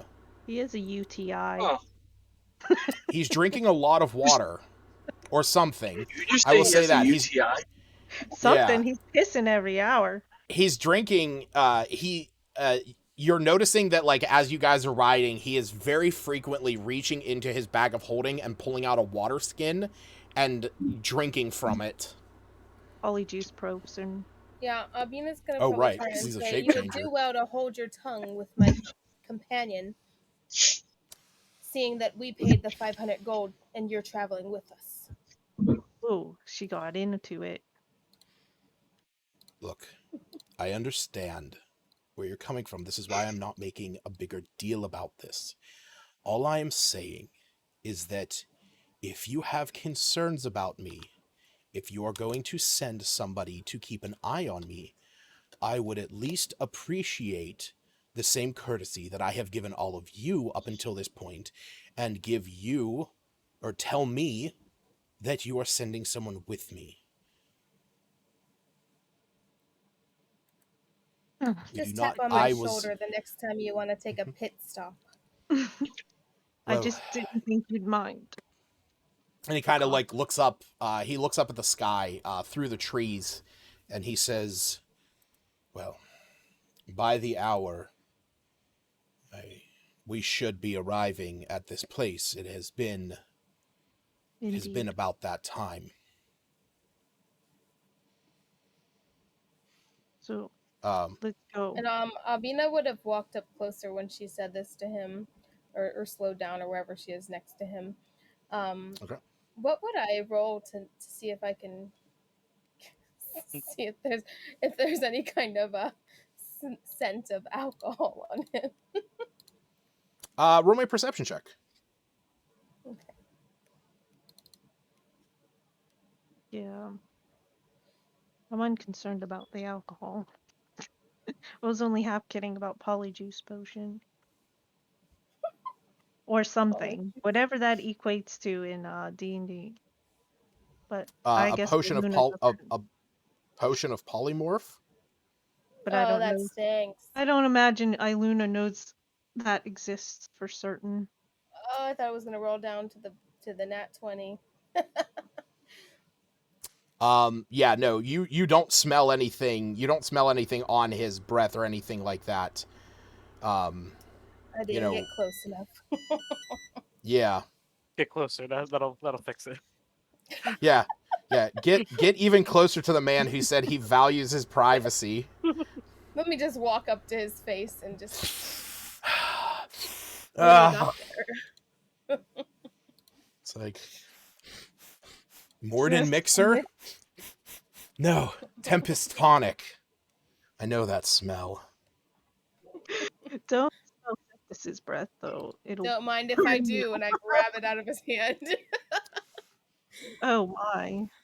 Oh, just kidding. All right. She didn't detect anyway. Yeah. All right. So about like I said, about an hour goes by. You guys continue on your way. You're starting to notice now that the area that you are moving into is now starting to become less sparse. The trees are starting to break up a bit, and you know that this means that you're basically going to be coming face to face with the mountains very soon, as there's almost like a very clear break between the forest and the mountain. The wagons behind you still just trundling along. And eventually, that is when you come to the site of it. The mountain stretches tall above you. Hold on. I could just not, I can just pull up the description again. There it is. Thrust out from the base of a dark gray mountain is the entrance to a dwarven fortress, a dark 15-foot wide passage flanked by 40-foot high bulwarks of smooth, seamless stone. An iron portcullis covered in rust blocks the entrance. Arrow slits carved into the bulwarks are dark. Actually, no, that is not true. You can see there are candle flames. You can see there is light coming from these arrow slits. And in fact, as you guys get closer, you can see that there are a few dwarves standing outside of the gates that have this, kind of dusty, dirty armor on, but they're wielding what appear to be extremely sharp halberds. As your crew comes up, Cephas, you're the first one that they see. There's this immediate attention to the front as they approach, as they go to block the entrance, and you hear a shout coming up from one of the arrow slits at the top of Axholm, looking down, and you hear someone shout, "Halt!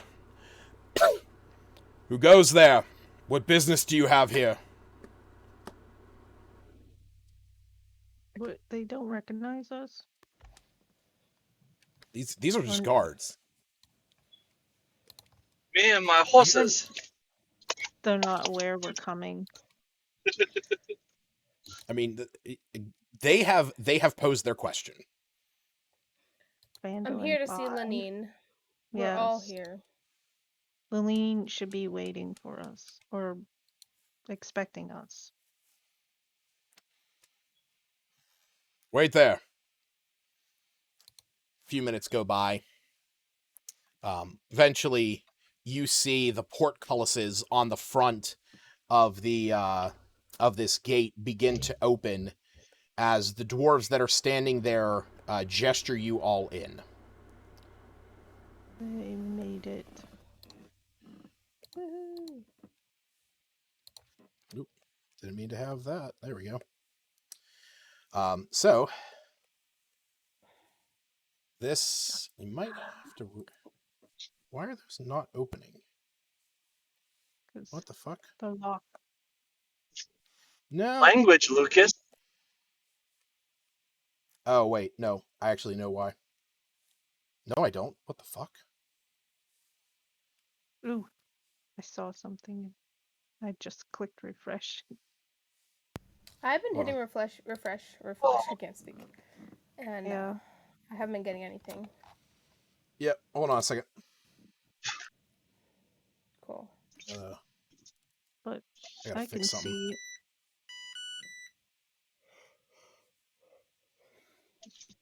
Doing okay over there, Hannah? Yeah. Let's see what my blood sugar's doing. I'm dead. It's okay. Just kidding. I'm running out of insulin. We got this. How's it? Don't worry, I popped a rib out of place today. Jesus Christ. Oh, but then you put it back.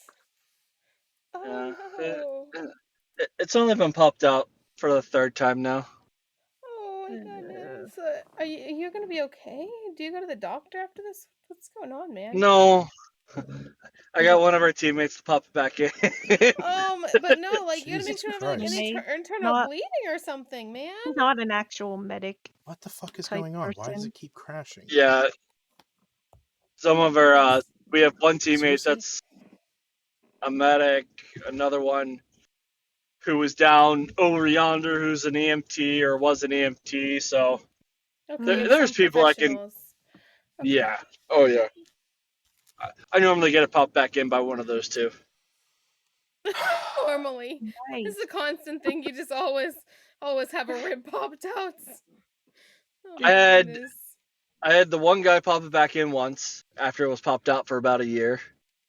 And then the other person who popped it in today, that's her second time popping it back in for me. For a year? So, that sounds horrible. Oh my, you need to go get checked by a doctor, man. Make sure you don't have any kind of issues going on. Oh, no. Normally when it pops out once, it's a frequent thing. But it was just, I had somebody's elbow land. Yeah. Whoa. I had somebody's elbow land on top of me. So it was more of a direct contact of an elbow. But other than that, I'm okay. But you got the other guy better or more or worse. Well, I was throwing him to the ground and I went with him, and when he landed with his elbow on my chest. Yeah. Which sucked. It's rough. Yeah, they don't have displays like that out here. Or at least they just do jousting. No Look at all these beautiful people wrestling. here. I know it's not wrestling, but the only term I have. There are teams out that direction, though. Probably. Maybe I'll find one. Is that what's his name? What's his name? I mean, I'll get to it once Aaron is done. I'm done. I was just trying to fill your time. No, yeah, it's fine. I was letting you. I mean, I was letting you talk. My app kept crashing. Believe me, you filled that time good because this map is fucking big, and it keeps crashing because there's the wall layers are done in such a way that it uses a lot of resources. So trying to do line of sight on this map is atrocious. But hey, it is what it is. Yeah, well, I'm about to be home, so if I cut out, that is why. And then I will talk to you guys in 2 weeks. All right, man. Peace out. All right, recover. Take care. Yeah, be safe. I will. All right. So, as you guys, as they open up the portcullises leading into Axholm, there's those giant double doors that swing wide. As you start to make your way in, you are met with a crowd here in the center room. You see that there is a table that is set up. There are still, I know I don't have them fully displayed on here, but there are still crates and barrels, all kinds of different pieces of wares and everything that are stacked about. You can hear the sounds of anvils being hit, of metal being worked and forged off throughout the halls of Axholm. But in this room, you guys see a fair amount of friendly faces. You see standing before you at the entrance is Lenine and Asdalor. And you see standing around this table is... sorry, let me pull it up here. There we go. You see Greymane Snowperch. You see a Dabra Gwyn. You see the dwarves from the excavation site, Daslin and Norbis, as well as Zeline Varnaster, the one who is the rat lycanthrope. You also see Don John Raskin up against the one wall, as well as the two kings of, as well as who most of you would not know, the two kings of Gnomengard. Iluna, you're the only one who would recognize them, because even out of the original party, there was only 3 of you that went through there, not the original Phandalin Five. But you see King Nerkly and King Korbaz, and they are all kind of standing around this large table that has a map similar to what you guys have of the, of the surrounding areas where Phandalin is and Lylon. You see plenty of lines on there. Even just like from this glance, you can see like big portions of it just kind of like highlighted and stuff. And off to your left, you can see Tolbin Stonehill and Elmar Barthen standing there with Ander, the young man who was helping Elmar Barthen. And over next to the one door, just past them, you see Maggie and Thistle. Oh, I love all the tokens. So, like recognizing all. I love Maggie's token. So when you guys get in here, you see Lenine and Asdalor. They are standing basically at the entrance when you get in, and you see Lenine. They both have their arms. They both like kind of have their arms crossed, and Lenine says, oh, "Thank God you made it here in one piece. I completely forgot to tell you about everything that went down. I had no way of contacting you, mind you, and Asdalor kind of speaks up and he goes, as you can see, it's a little hard to get through the forest right now to deliver anyone a message. How much did they charge you? Enough. We'll get it back soon enough. But they charged us for passage back with all of you. Which would be a lot cheaper than their normal fee. How did you manage that? We paid our half. It'll work out.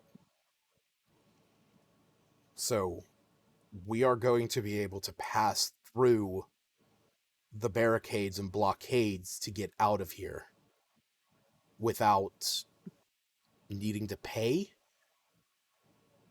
You won't. We'll pay the other half will. on the way. How much? Enough. The party has it covered. You see, you hear Adabra in the back. She kind of speaks up and she says, well, it is like them to offer up their abilities. Thank you. She looks over at all of you. Well, we're just glad you're all safe. When we realized there were orcs about, we weren't sure what to expect. There is a stipulation. We need to be back as soon as possible to pay the other half. Well, I told them it may take a day or two. We tried to assure them we will be as swift as we can. And it's at that point as you're saying this, you hear the wagon wheels of your carts pulling up, and you hear the pompous voice of Reginald Ridgewell Hawks. He goes, "Yes, indeed. We have come to your rescue. As you can see, we have brought accommodations. Those that were upgraded by, well, they're not here, but the two that were here this morning, we have a fair, larger amount of room." And you see Lenine kind of like looks over and looks at the wagons, and she says, there is no way that is enough room for everything. It's big. Me and you, and their wise and gracious patron. The two goblins that showed up here that went with you to Lylon. Indeed. Where are they? On an errand. They've been called back. My elven intuition suggests they'll return. Well, hopefully that is sooner rather than later. Hopefully. But the carts were provided by their, well, carts. They're much more than carts. By their god. That's the easiest term.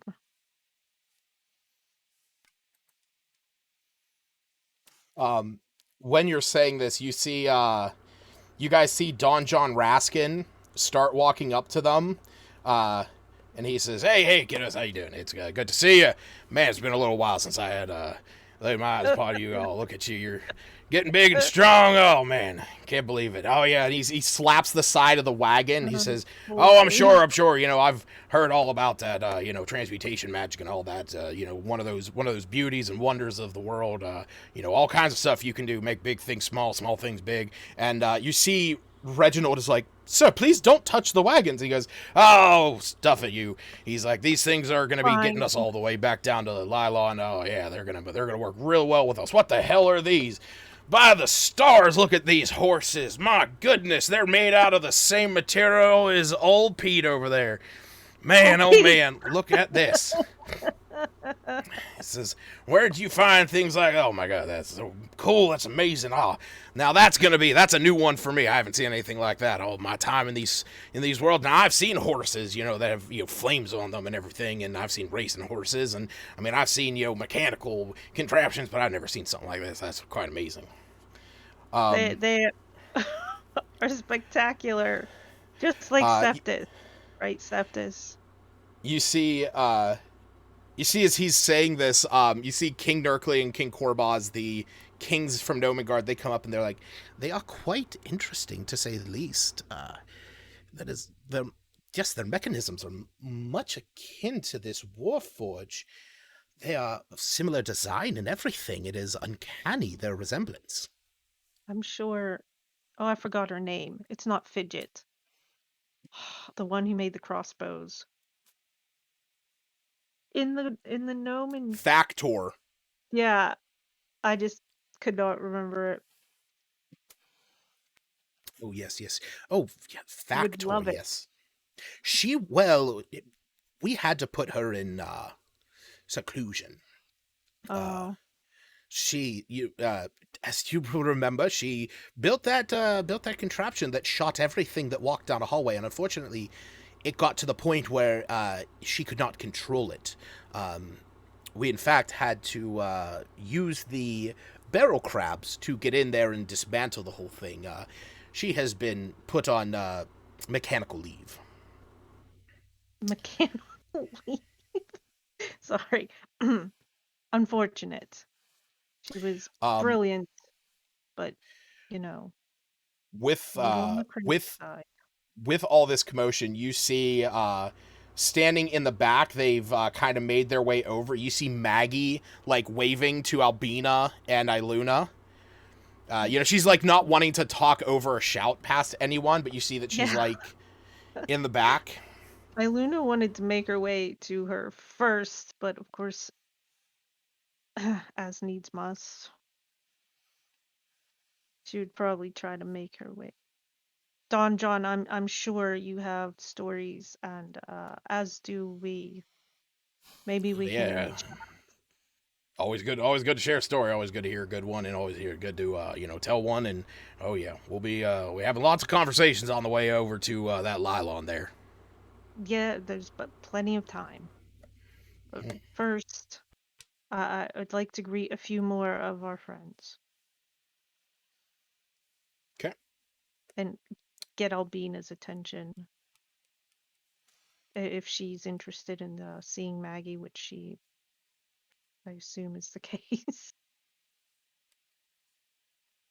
Yeah, so with that, do Albina and Iluna head over to speak with Maggie?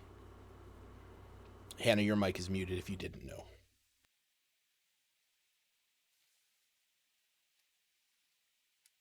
Yes, sorry. I stepped away for a moment. I was on mute. Yes.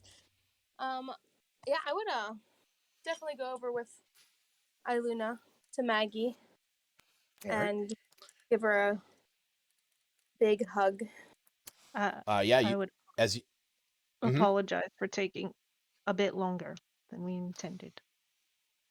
She looks at you and she says, "It's all right. I've been spending a lot of time with Thistle. I've had some memories come back." Oh. Have you? Yes. Mm-hmm. It's a few. Most of them I see in my dreams. From the time with your family. Yes. More the times at the end. If you like to talk about it, there may be time. We do want to try and help find those responsible. I haven't forgotten. It's still a while. Her brother, Thiago, what's his name again? I'm trying to Thistle has a brother named Ander. No. Or are you talking about about Maggie's brother? So I can't remember. Maggie had a where is that page? Younger brother, right?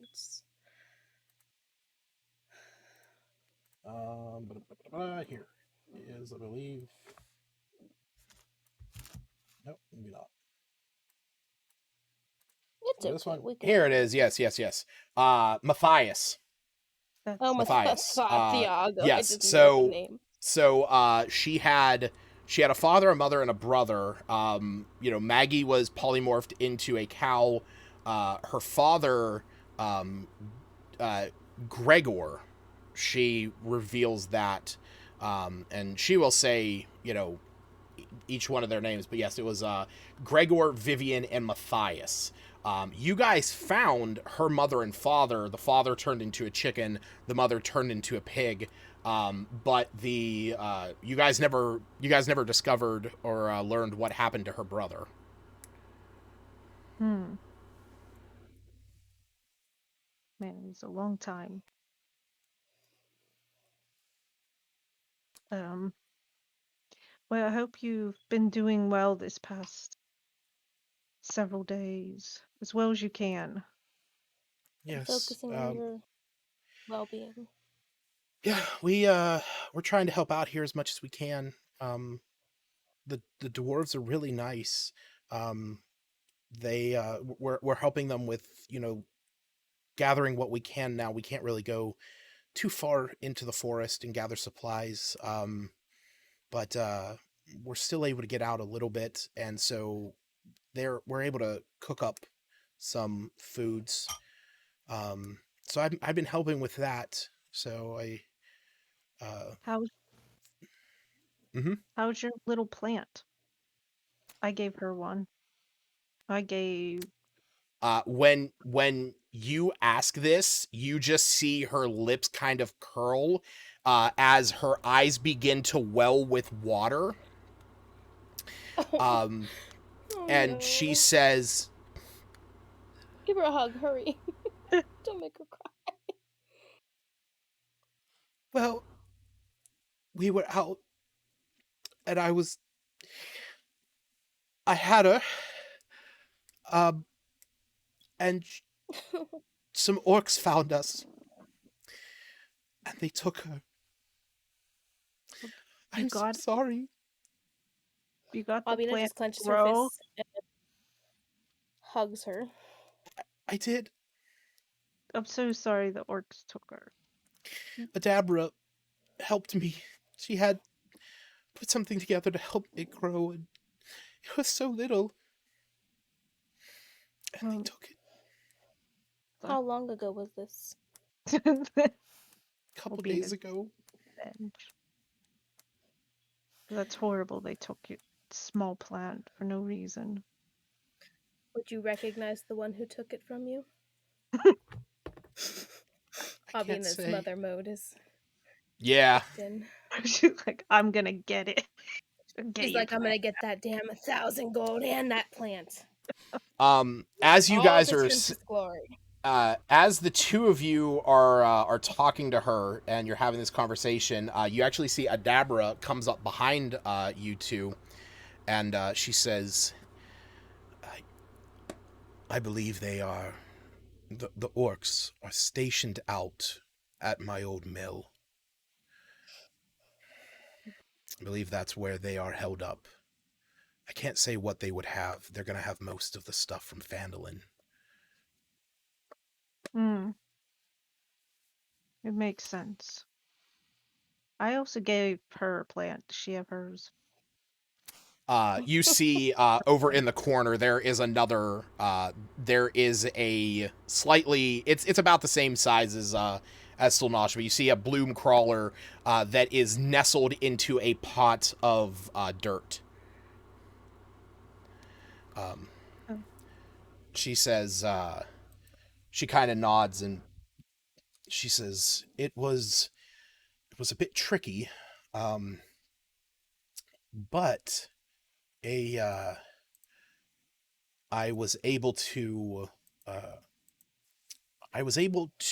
modify the plant growth spell to allow it to grow and blossom faster." Oh, you do have a well-practiced hand with all things plants and herbs. So it took me a little while, but and she kind of like looks around and she says, "I had nothing but time." Yes. We did intend to being here sooner, but the stories we can tell. We met a pug. A what? Yeah, he said he was a pug. That out of game, that was something I was going to ask. He doesn't exist as any sort of known creature. dog, humanoids. Technically he would be, technically within the D&D realms, he would either be a Canidai, which is a homebrew race that I have on Beyond, which is dog folks.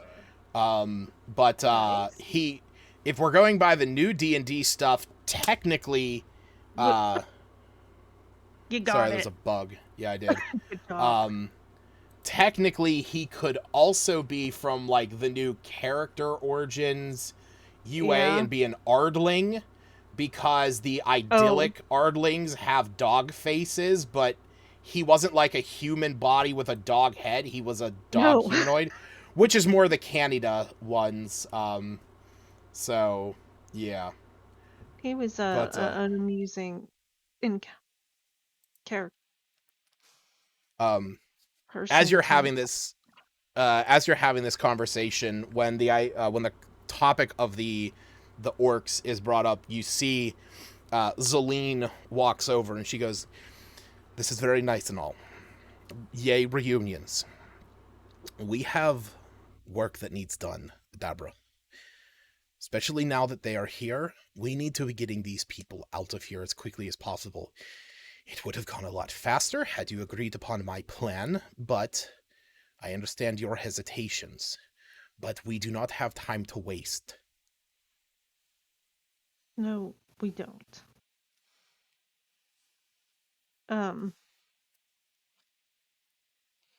You mentioned a plan. Well, my plan was to turn everyone. If I had enough supplies, I could make enough,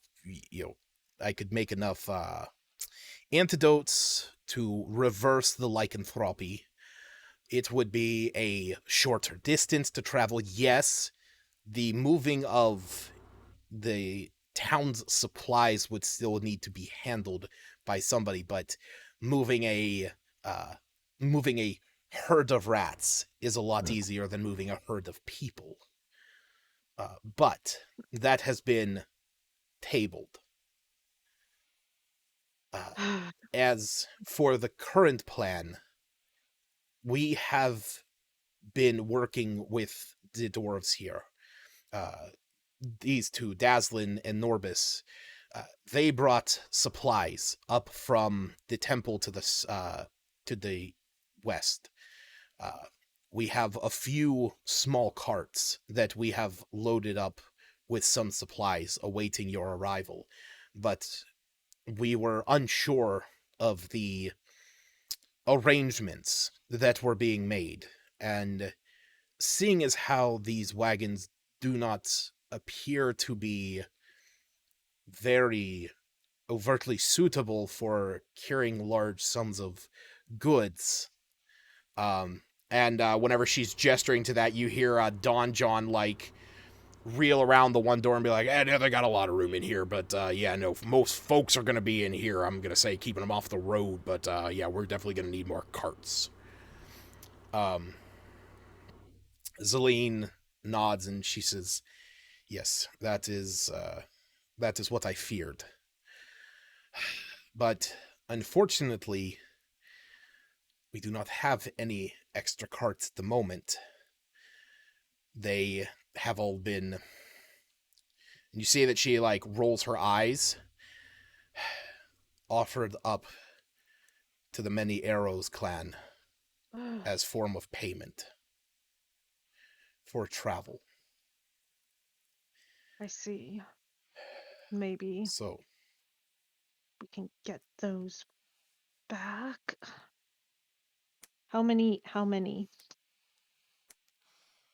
Well, seeing as how much room you have, if we're able to get most of the folks inside of those wagons that you brought, we would need at least 2 or 3 more. They would be small enough that we would be able to have some of the stronger of the townsfolk carrying them, we at least will not need any kind of beasts of burden. But should we find those, that would alleviate us some bodies off of the road. How many did you pay with? How many did you give them? We gave them 4.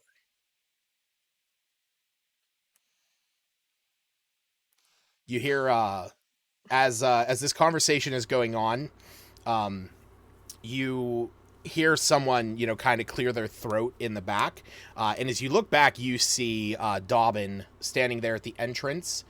You actually don't see Clover anywhere, and he says, if I might, there is an old monastery further up the mountain range towards Icespire Peak. My friends and I, we rested there one evening as we were exploring the region around the mountains, finding the best way up. We had no need for them then, but if I'm not mistaken, I believe they had some carts there. If we don't want to risk, if we don't want to risk dealing with those orcs. We don't. I appreciate your input. Yes, well. Out of game, does Iluna or the rest of the party know where he's referring to? You do not.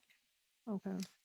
He is for all you know, he is simply referring to somewhere between, and I'll put up the picture here in the chat.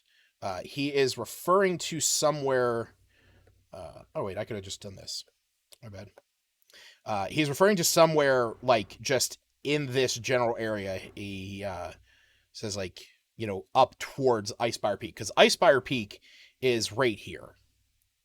So he said that it's somewhere along this stretch of the. He says it's somewhere along this stretch of the Sword Mountains, but so it'd be like in this area, but here. Okay. And he says, I'm willing to take you there. I'll show you. I can guide you there. We are trying to help each other out. We'd appreciate it. We just speak with Lenine for a moment. Sure. And he looks around and he says, by chance, who here is the one that would oversee provisions, wares and stuff? Oh, I would say no, good. Lenine, probably Tolbin and Elmar. They did that stuff in the village. You hear Barthen, he stands up. You see that he has a cane now. As he stands up and he says, actually, my young protege has taken that over for me. And Ander steps up and says, sorry, you needed something? And Dobbin says, yes, we could talk over here. I would appreciate that. And you see that the two of them step over to the side to begin talking. Oh, that is something. Provisions. If we go to the mountains, we might need protection against the cold. But I don't know what anybody has down here.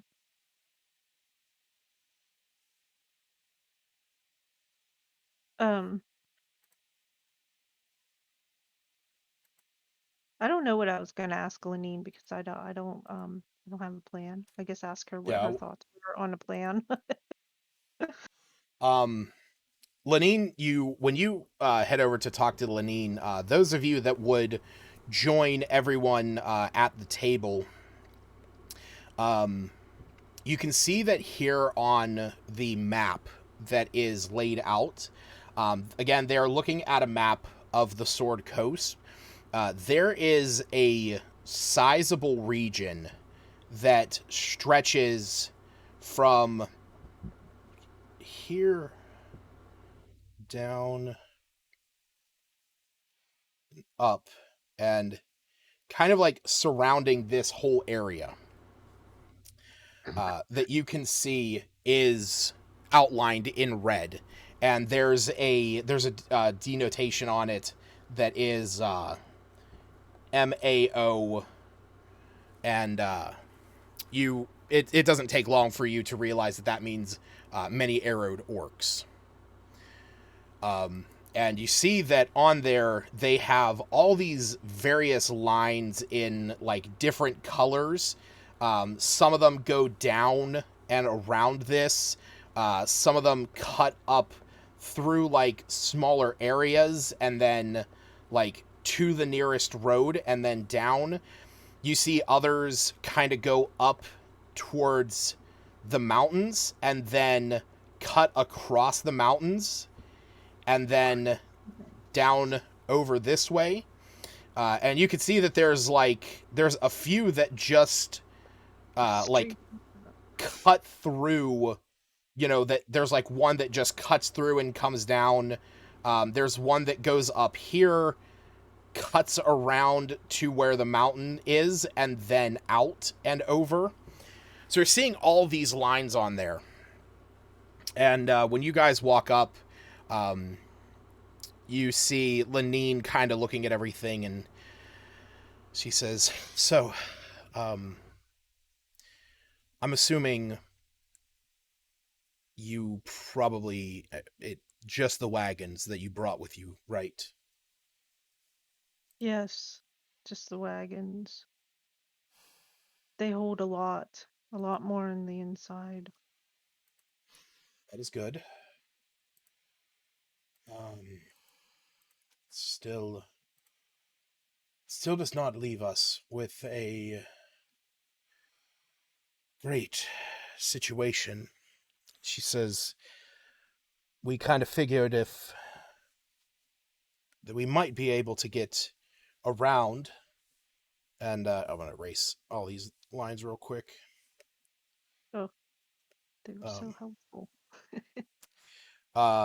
She says, we thought if we might be able to sneak down around the mountains, but with the mountain pass and everything that is around the region, we don't think we'd be able to move the people down there. It's just too dangerous of a terrain. Not only that, there has been strange movements, minor earthquakes, if you will, around the mountains, up and down.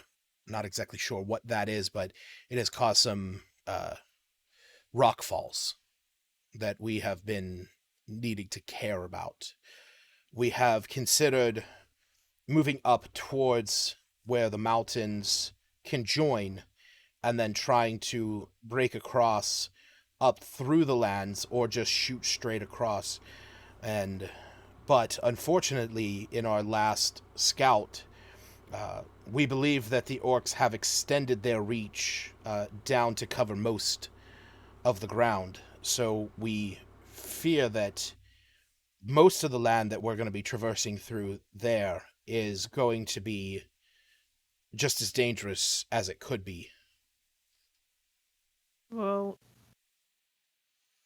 they agreed to let all of us travel back up the way we came.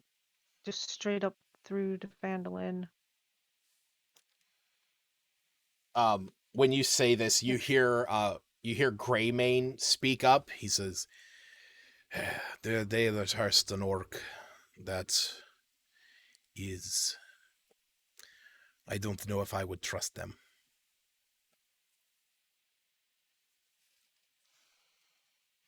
But that's still probably the fastest passage. And the terrain is difficult with all of these people. See, Asdalor nods and says, well, if you have secured us passage, then we should just be able to take the fastest route north. We'll head up to Phandalin, get anything that's left, anything that they haven't scavenged, and then we'll get to the Tribor Trail. And then from there, we can make our way down to Lylon. I mean, we still got people up in the forest. So, if something happens, I can send word up to Falcon. And he might even have some folks to help us get down there coming down from Neverwinter Wood.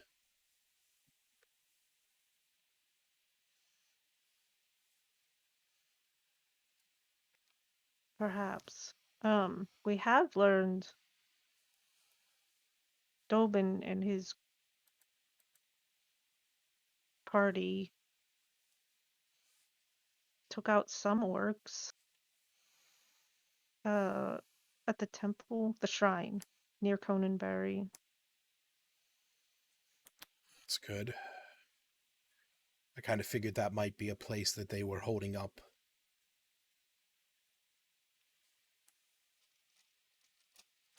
And you see, whenever you say this, Zelene kind of peeks her head up and she says, "You're saying that the orcs are no longer at the Shrine of Savris?" According to our new travel companion, and she gestured towards him. Wherever the She, heck you see almost in like a hurried, frantic manner, she says, yeah. You, the hooded one. She like gestures over. Dobbin kind of looks back and says, "Yes." She says, "You went to the shrine, where the orcs were, south of Conaberry." And he says, "Yes, my friends and I came to Conaberry. We were heading to the mountains. We passed through there. We dealt with the orcs." And she kind of raised an eyebrow and she says, "Is everything still there? Is it still in one piece?" And he says, "Yeah, there's nothing. I mean, it was destroyed already. Like, there was walls were down and everything." And she says, "Was the bell tower still intact? The top of the shrine?" He says, "I think so. Mm-hmm. Yeah, I'm pretty sure it is." And you see she looks over at Lenine, and she says, "That might solve some of our issues." Out of curiosity, I would ask. What she means. You see that she kind of gets this smirk on her face, and she says, "When I sent you there, I sent you there to get my equipment. What I did not tell you is that the bell at the top of the shrine, you see, Conaberry, the old town of Conaberry used to have a fair amount of money, and then one day it disappeared, and nobody knew what happened to it. The bell is the money. All the gold was melted down. That thing could be worth 2,000 gold. But if the orcs find out that it is worth that much, then it means nothing to us. But if somebody can get in there, get that bell out, then we might be able to melt that down. We might be able to sell that.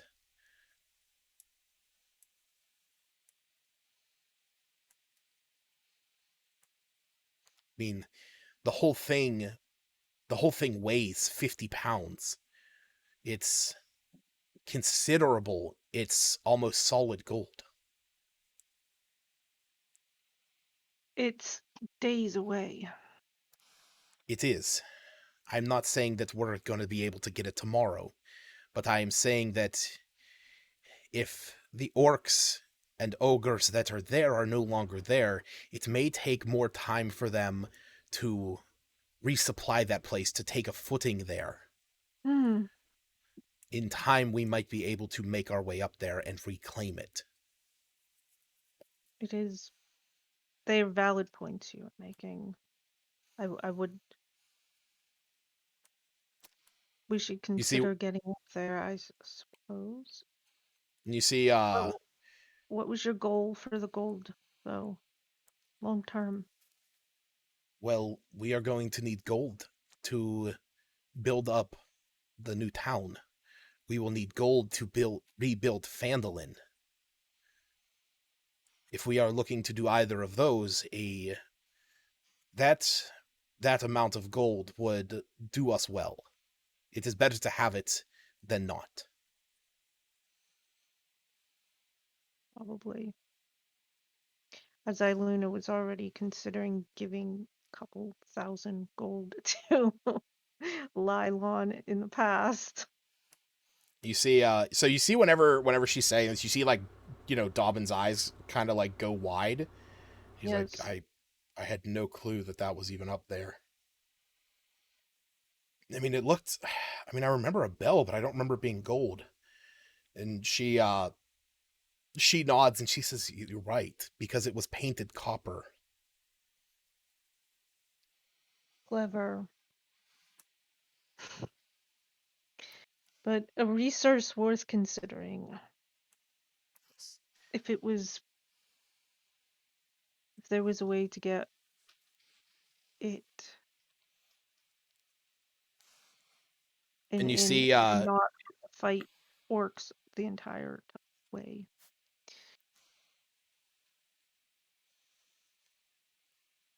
You see Dobbin, whenever whenever he's saying this, he says, well, how about this? We make a deal. You help us take down the dragon. We do it together. And then for helping us, my team can go over there and get the bell. And we can meet you, we can meet you down in this town you're talking about.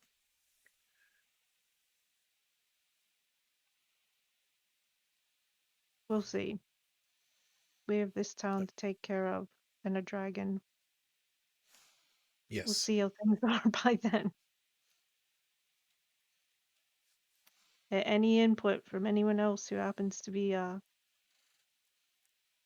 listening?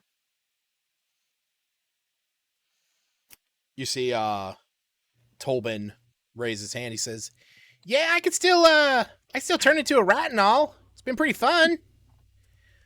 We're kind of using that. Those of us that were willing to do that, some of the hunters were willing to do that.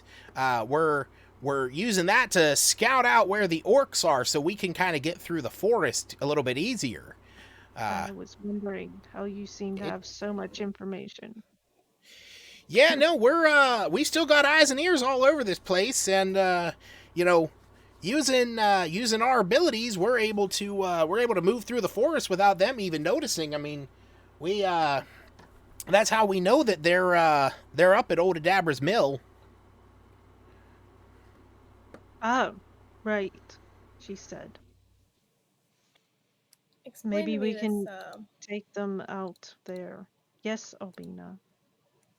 No, I was gonna say, explain to me a little more about the lycanthropy. It's by Albina. You see that Tolbin walks over to Zelene and puts his hand around her and says, "Oh yeah, no, it's really quite a thing, well, you remember. I mean, you were there whenever your friend was bitten, and he was turning into a rat into a rat lycanthrope." He looks over at her, and you see Zaleen nods. He says, "I've been working on that word, but yeah, no, a simple nibble from Zaleen over here, and well."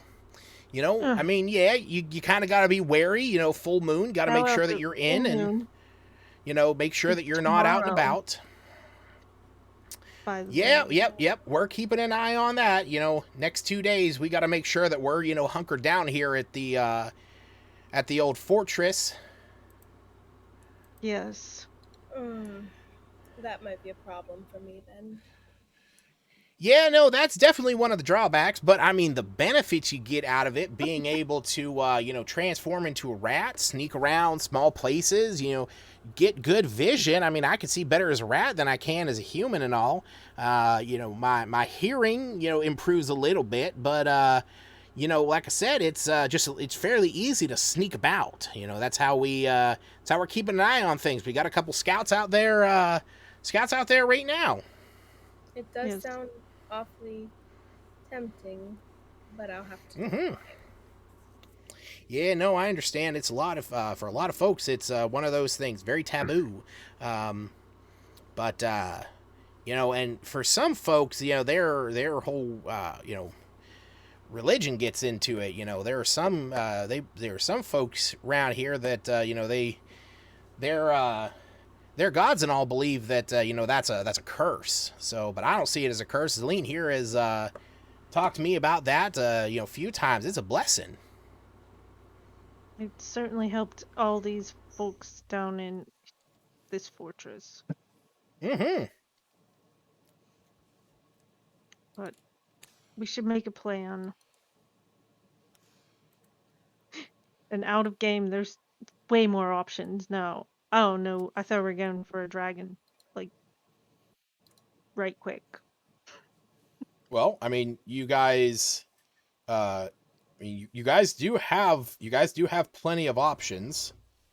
You guys have heading up from Axholm and going to whereabouts Dobbin told you guys that monastery was that he and his companions had found. For wagons. We should definitely get some wagons, but Icespire Peak is right up about here, and Dobbin can lead you guys up there. So if once you get up to that monastery, you could continue on up there, deal with the dragon. You guys could also head out of Axholm and head up to Umbridge Hill, which would really only be a few hours. It'd be about 2 hours, probably a little bit longer because you guys would have to sneak through the forest if you didn't want to, arise suspicion on the way up there. They would have enough wagons for what they need. That would be going in fire and brimstone. But you don't necessarily know if Dobbin is willing to go in and face off with some orcs with you. So, yeah. And if we stand against the orcs, Dobbin? He looks at you and he says, "Look, I understand everything that's going on here. It's very important to all of you. My team needs me back with them. If I talked with Ander, I believe his name was, and he said that he would be able to get me enough supplies for me and my companions for another couple days. So we're not going to be, I'm with the amount of time that I believe I have, if I don't make a straight trip up to them, they're not going to have enough food to last out for a day after I don't show up." Understood. No, yes, your urgency is Understandable. Yes. So, if you are willing to help us, if we are going to fight this dragon together, like I said, I can lead you to where that monastery is. I know that there were some wagons there. And you see whenever he says this, there is a bit of there's like almost a reluctancy to it. He says, but we should be able, if we get there, we can make sure that they're there. We'd probably have to rest there that night anyway. Considering we've already traveled as far as we have, I and Clover are not going to be able to make it much further beyond there. Anyway, so if we can make it to that monastery, if we can push through to get to that monastery, we can then get those wagons, make sure that they are there, and then we can make our way up to meet up with the other Reavers. And we can deal with that dragon. Couldn't we take a ride on that flying carpet to go up there and see if the wagons are there? I mean, you could. The carpet does travel 60 feet. Well, no. Hold on. It does. Is it 60 feet? As far as I thought. Oh, yeah. So it can fly at 60 feet as long as it's not carrying more than 400 pounds. So I was just thinking of a more efficient way to go, because I could do sending and be like, hey, come on up, the rest of you, and up to whatever amount of, fly up there. You see that Dobbin, kind of remarks, and he says, it's a good 15 miles. So we're making I have to make the trip that way anyway. Well, yeah, that's what I was thinking. If I don't know how much me, Smith, and you would weigh. Me, Smith, and you? Me, Albina, Smith, and... Oh my God, Jesus Christ. You're saying Smith, Albina, and... You were referring to Smith, Albina, and Dobbin. Yeah. Not Smith, me, the Goblin, and you, the Warlock. Yeah. Oh man, because when you said Smith, me, and you, I was like, me and you aren't here right now. No, sorry, I was talking to Dobbin at that moment. Yeah, I gotcha. Because he's going that way. And he kind of looks over at the flying carpet, and he says, I don't think that's going to hold all of us. I mean, no. It barely held the two elves. But he has his horse. I thought horses go faster than people, or no? Clover is quick. I was thinking to save Clover the exhaustion. And all of us the exhaustion for walking. But well, he's going that way regardless, and I don't think he's going to want to leave his horse behind. Yeah, no, Clover's coming with me. We travel together, always. No, well, I figured if she didn't have to carry him, it'd be better. No, we'll manage. Like I said, I have to go that way anyway. My plans in the first place were to head to Phandalin and then make my way across the land back to where the peak is anyway. So I was prepping for that trip. This detour down here definitely did not help, but at least it's going to put the mountains to my side. But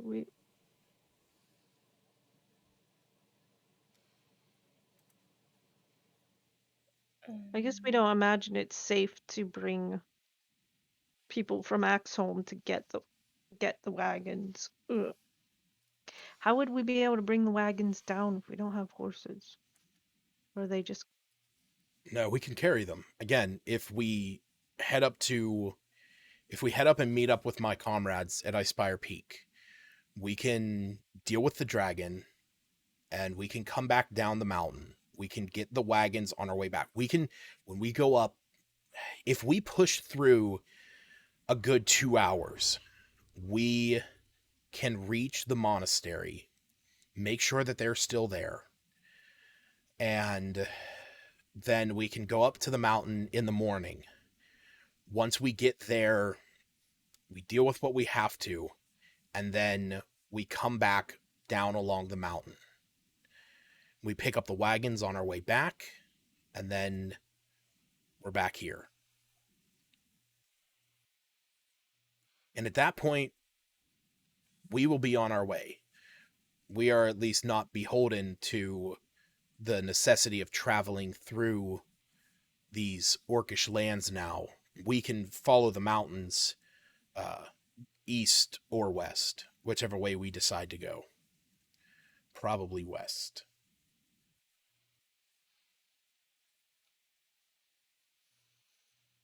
Your input, gentlemen.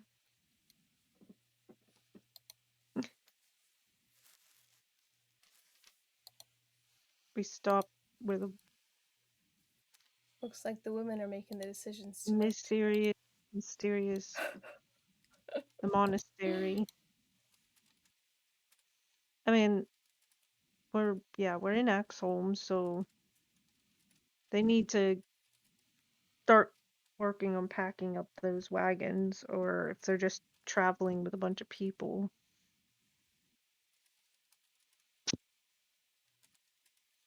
And we should let. Should we have a few people come with us, so if the wagons are there, they can turn back around with the wagons? That's sort of what I was suggesting before, but only if we think it's safe enough for them to travel. So let Lenine know. Yeah. Lenine kind of speaks up and she says, "Damn, motherfucker." Jesus I thought she was smacking. Like, I thought no, was it's like little. Tiny they're like fly. little gnats. Yeah, they're like tiny little gnats.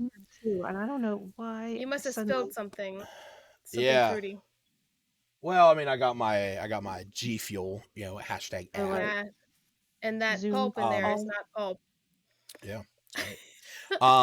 So Lenine kind of steps up and she says, Asdalor, how many scouts do we have in and out right now? And Asdalor pulls out this book and starts flipping through it. And he says, we have 6 out right now patrolling the forest. We have 4 in recovery after the last fight.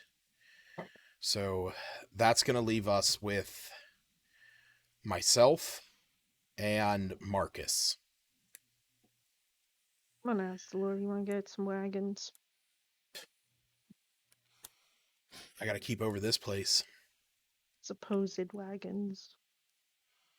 Believe me, I'd love to get out of here and get back out to the fields a bit, but Lenine needs me here. Last thing we need is more orcs coming in and trampling and taking more. Well, luckily with that, with the aid of, sorry, 1 second. I gotta pull something up. Bada bing, bada boom. Oh, I see the pug in the background. Do you? Oh yeah. Yeah, he was doing a little, make his little bed. Sneaking in. He says, yes, well, it is, the orcs at least do not come down here very often. We are at least safe with the help of the dwarves. Vanadar has been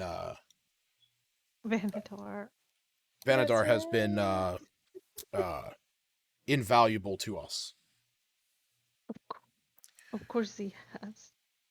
So with him overseeing the hold here, the dwarves here are able to protect us, as as you saw when you entered. But the fields and the grounds around are more on us. Right. I think we have our plan. See if the wagons are still there and bring them back after we handle a white dragon. I could leave a guardian of faith around the place. And we take a few people. Huh? Guardian, huh? It lasts 8 hours. It does, yeah, it does. I was like, what? And then I was like, oh wait, no, because I thought you were saying spirit guardians. Large spectral guardian appears and hovers for the duration of an unoccupied space. Oh, never mind. Does that mean everyone would have to leave and then they couldn't go back in? They'd have to make a dex save? Any creature hostile to you that moves within 10 feet. They're not hostile to you. Got it. Yeah. But that's it. It would basically be, 8 hours, and then so yeah, you could if you wanted to. That would be up to you to use that spell slot. And protect where? Just add protection to Axholm? Yeah, no, I was saying if someone else wanted to travel with us to get the wagons, but then that's still only 8 hours, so yeah. That's probably enough time. Not enough. Yeah. I think we have our plan. And our new friend who drinks too much or pisses too much needs to get out of here, or both. It can lead. Yeah, he's going probably, and he can lead the way.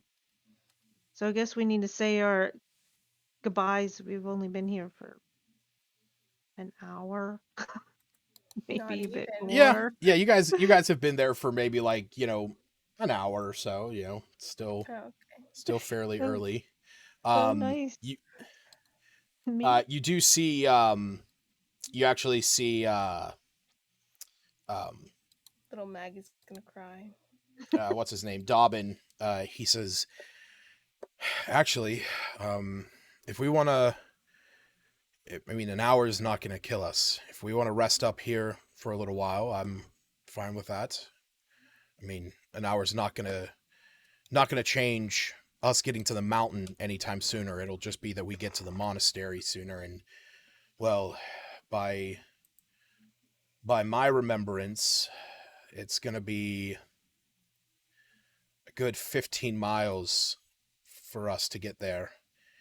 So I would say resting would be our preferred method, because we could make it there in 4 hours. We'd still be having to push through an hour from what we already did this morning. But if we traveled at a normal pace, though, it'll be another 5 hours, and that'll be 2 hours of pushing through.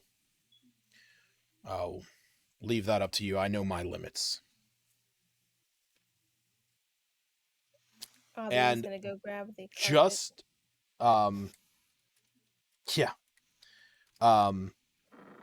just to keep you guys in mind, one second.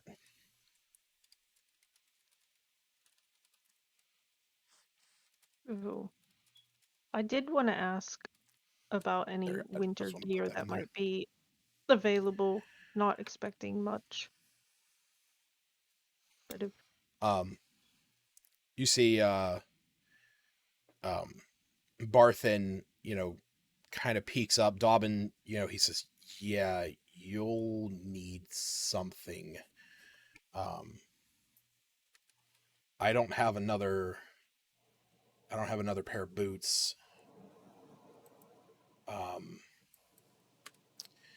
And you see that Barthen kind of raises an eyebrow, looks up at Ander, and Ander says, Well, I think I might have one set of cold weather clothing. He kind of like shrugs his shoulders. He's like, it's not what any of us want to hear, but I think the other ones were taken by the orcs.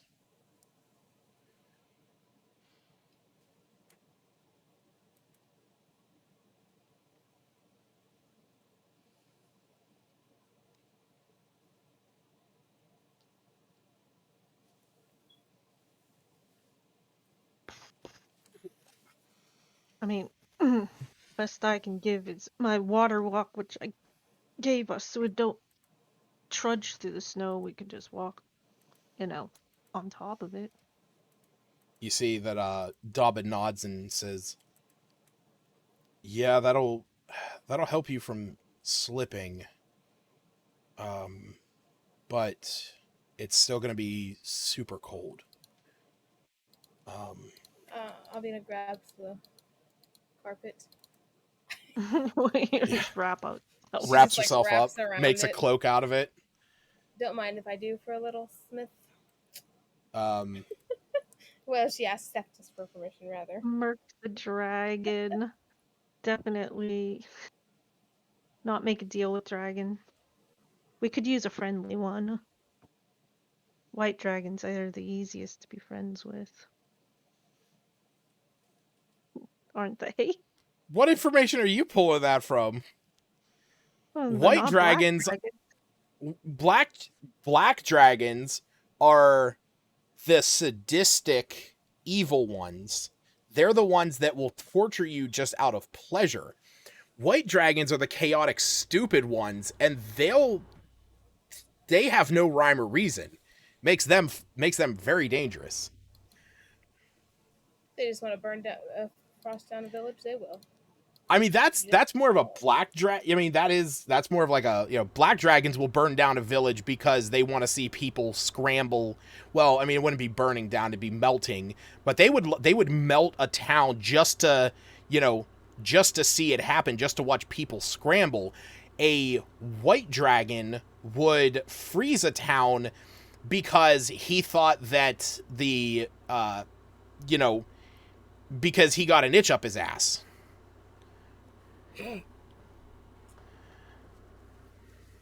Okay.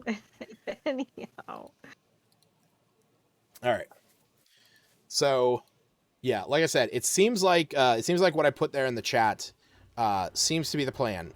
Travel to the monastery, ensure the wagons are still there and operable. Travel to Icespire Hold, murk the dragon, return to the monastery and secure the wagons, and return to Axholm. I believe that is good. Yes. What you guys are looking at. It's a formidable plan. Yeah. All right. The gentlemen in the party don't seem to want to say Letting anything. the women decide tonight.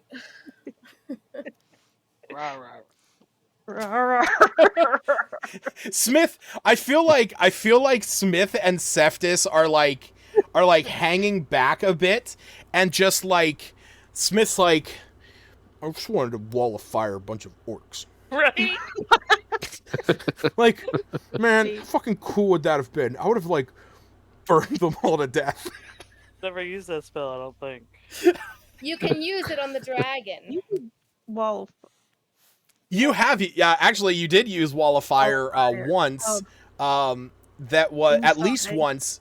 Well, no, he used it at you used it at whatchamacallit, the Mountains Toe Gold Mine, when you guys were sneaking around the back. The back. Oh, yeah, I remember now. Yeah. Yep. Didn't really get anything with it, but that's alright. No, you used it to defend yourself from the arrows. Yeah, you used it defensively. Yeah, so to alleviate a little bit of that, Dobbin will note, he says, well, yeah, I say let's get some rest. Luckily, we should be able to make it there in a few hours, and hopefully, unlike the first time that my comrades and I ventured there, there won't be a horde of orcs waiting for us. Hopefully. So where's this winter clothing, and how are we divvying it up? Ander goes over into one of the boxes that he has next to him and pulls out what appears to be a fairly musty set of cold weather clothing. It's like thicker, heavier Sherpa material. And, he just kind of shrugs his shoulders. He's like, whoever wants it. Can we just put extra layers of regular clothing on? I'm going to say you could. So here's the thing. Mobility hard. Exactly. You can put more layers on. If you put on at least 4 layers of common clothing, you will gain resistance to the extreme cold hazard, but you will have disadvantage on all dexterity checks, all dexterity saving throws, and your dexterity score will be temporarily reduced by 2. Because you'll basically be Ralphie from, A Christmas Story. On the ground, yeah. Mm-hmm. Yeah. Like, also, once you're knocked prone, you have to use all your movement to get up. They didn't invent that thin, warm clothes yet. Right. They haven't made windbreakers yet. Yeah. The thin layers that people use nowadays that somehow work really well. Here is the main piece of information that I want you guys to be aware of, and I'm going to put this in chat. So, cold weather conditions. Whenever the temperature is at or below 0 degrees Fahrenheit, a creature exposed to the cold must succeed on a DC 10 con save at the end of each hour or gain 1 level of exhaustion. Creatures with immunity or resistance to cold damage automatically succeed this, as do creatures wearing cold weather gear, thick gloves, boots, and the like, and creatures naturally adapted to cold climates. Now, if I'm not mistaken, everyone in this group is basically, half of the group is resistant to fire, but unfortunately, no one is resistant to cold. I make myself resistant to cold? I don't know. I don't think so. Do you have a spell to do that? Now, what if I'm like... I'm not resistant to cold. What is my... I don't see why Septis isn't. Am I immune if I'm a rat? I've got an arcane call. It's fire. I know. Actually, he's got his own flame. I don't see how he wouldn't be. And if we stood close enough to him, that it would help. I can touch things and make them burn. So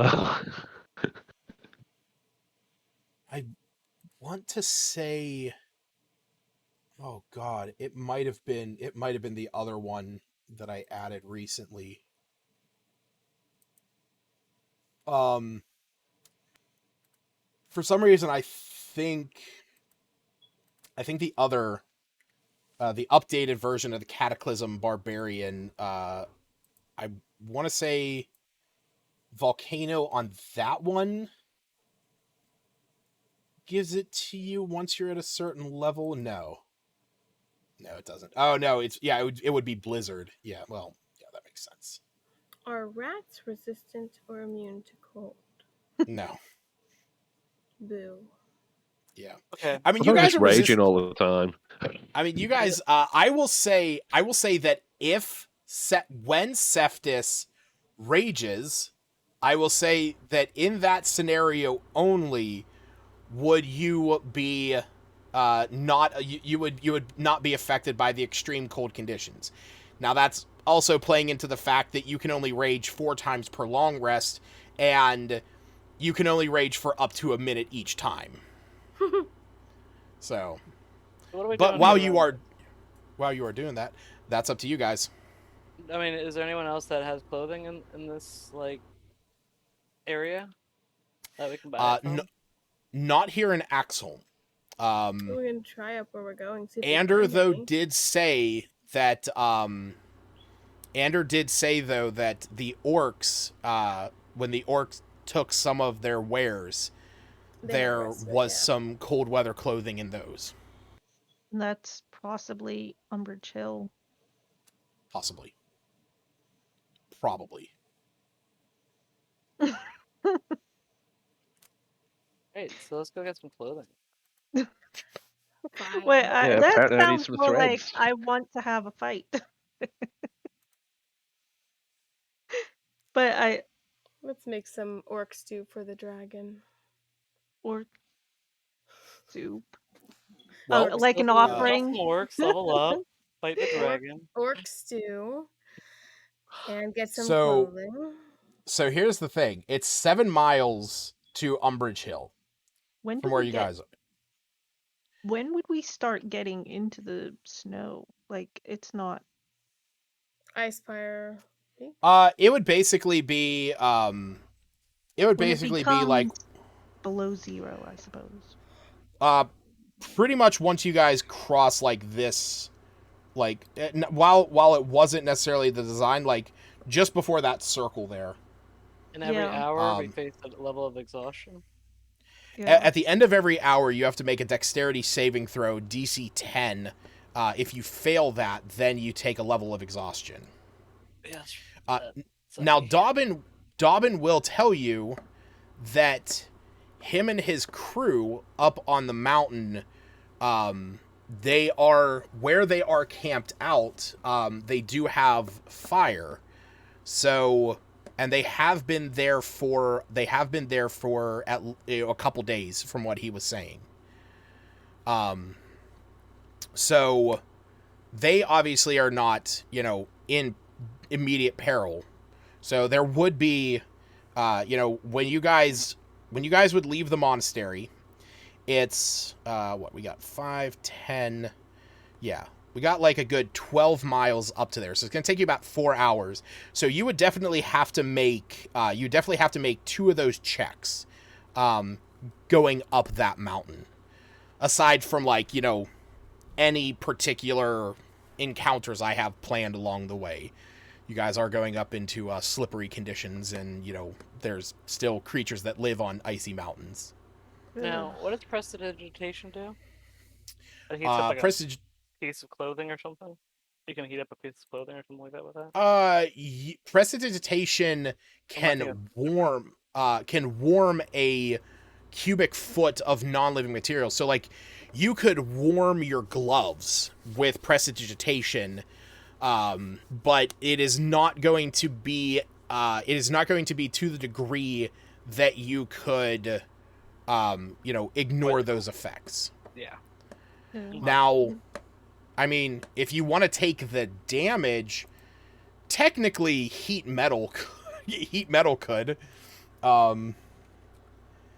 considering, but also with that you're taking, if you cast heat metal on your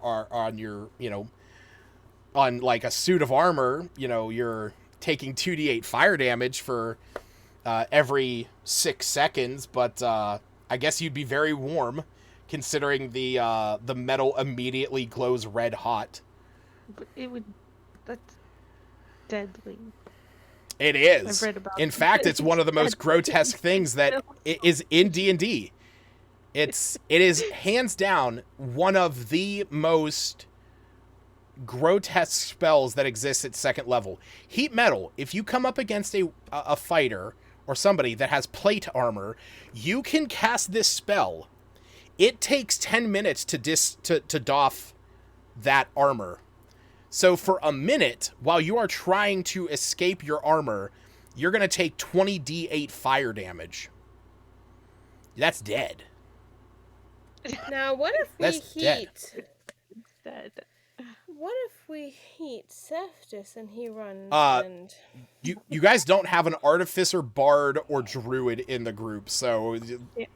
And you're also not a forge cleric, so the possibilities are not there to get heat metal, at least. I'm finding a way. I don't... Oh, I thought you already had it. I'm sorry. No, yeah, nobody has it. I was just saying heat metal is a very particular spell that I've sat and pondered upon. I was hoping we could like have Seftis run off all heated up and take the dragon's leg off, hugs. you know? Yeah. Well, Seftis still does have his volcanic ability, which when he does that, he can create that area, around him that deals that damage. So we either risk failing our dex saves, and I don't know about anyone else's dex scores. Mine's okay because I build her that way. Or risk fighting orcs for the chance of warm clothes for most of the party. Like, I think it's best we just get the clothing. Might be an idea. I hope they've got something like 8XL though. all clothing magically fits. That's one of those things. There are going to be a few extra pieces there for you. Don't worry. When you guys are discussing this, Dobbin is standing there and he says, "Okay, well, then if you guys are doing that, I'm gonna still have to make my way out. I figured. I'll head to the monastery. I'll give you as best of a description of how to get there as I can. If you guys are going to deal with those orcs, and try and get that clothing, I understand. I mean, I get it. I do.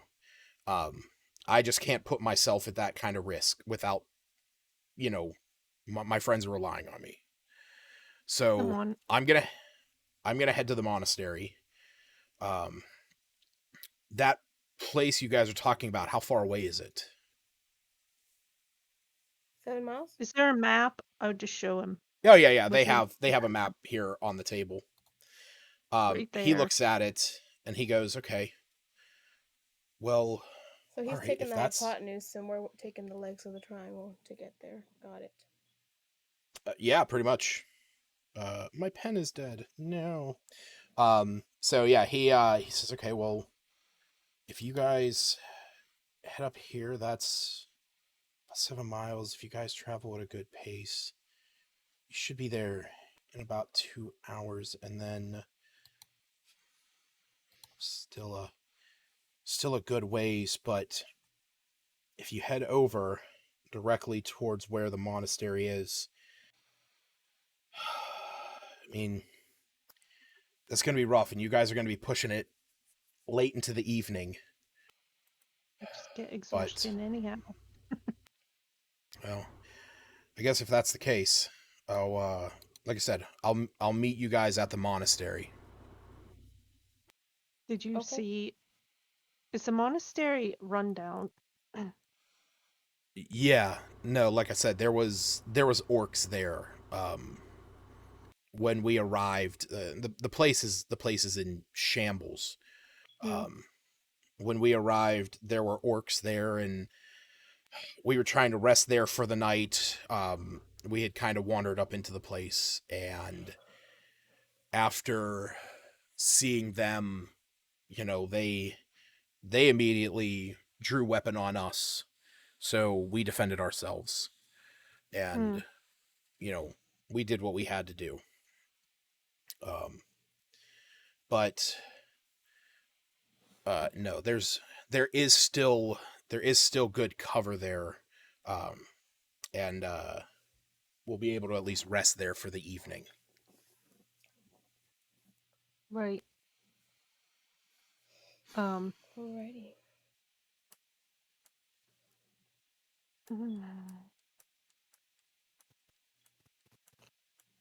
And I thought Water Walk lasted longer than an hour. Nope. I remembered incorrectly. Okay. So do we want to fight orcs for clothing, or just go towards Sounds like that's the plan. Now, would Snow be considered a large body of water? It's just in a different state. For what? For control water. What? Control water? What level spell is that? It's That's a 4th level. 4th. Freestanding water. I'm gonna say no. Yeah, I'm gonna say no. We can cause an avalanche and take that, and we'll just slide on over to wherever we gotta go. We can head to Umbrage Hill. Oh, we don't have water breed right now. Never mind. If we want. Yeah, I think we're gonna need to. I mean, okay, hold on. I don't know. I mean, being that it's nothing I have to commit to on tonight's session, I don't know. I'd have to look into that because yeah, I mean, that's okay. I've played up in other campaigns where it's like stuff that deals with water can affect snow or ice, but I never really took into consideration control water being used with snow. I mean, it is only a cube up to 100 feet, so and there's flood, part water, redirect flow, and whirlpool. I could really only see the benefit being part water. Yeah. I'll have to sit and think on that one. All right. So so it seems like the new plan is now travel to Umbrage Hill. Apparently. Just travel to Umbrage Hill and liberate the clothing. The wares. I mean, yes, there. Whatever. And then from there, travel to the monastery, Icefire Hold, murk the dragon, return to the monastery, secure the wagons, and head to Axholm. And then put right in there, like, to get the plant for Mag. Oh. And I'm gonna take that orc's head with me. There you go. Travel to Umbrage Hill and liberate the wares in Bulba. All right. Well, it sounds like you guys have a well-constructed plan ahead of you to cause some mayhem here in the foothills of the Sword Mountains.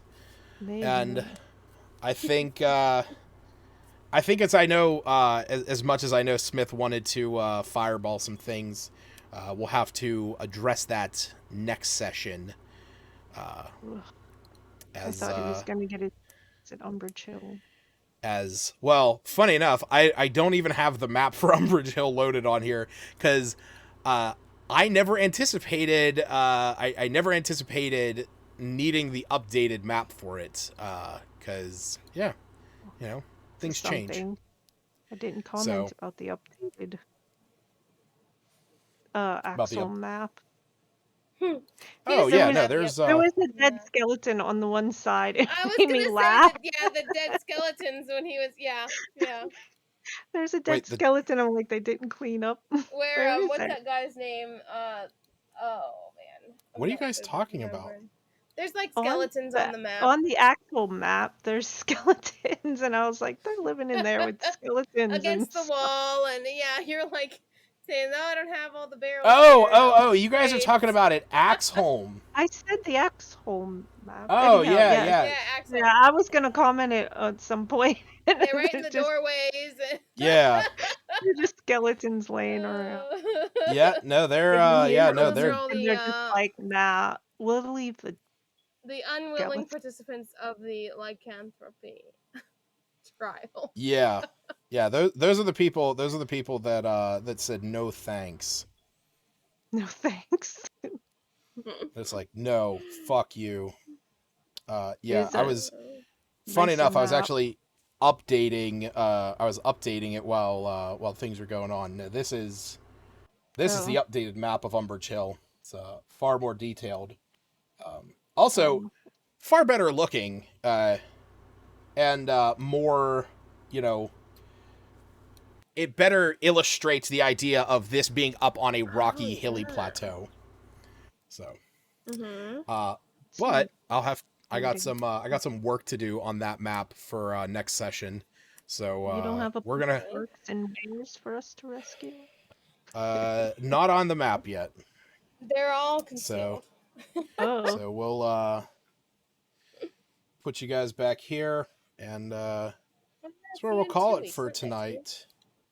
Yeah, I'm gonna take a screen cap of this just so I know what we're looking at. There we go.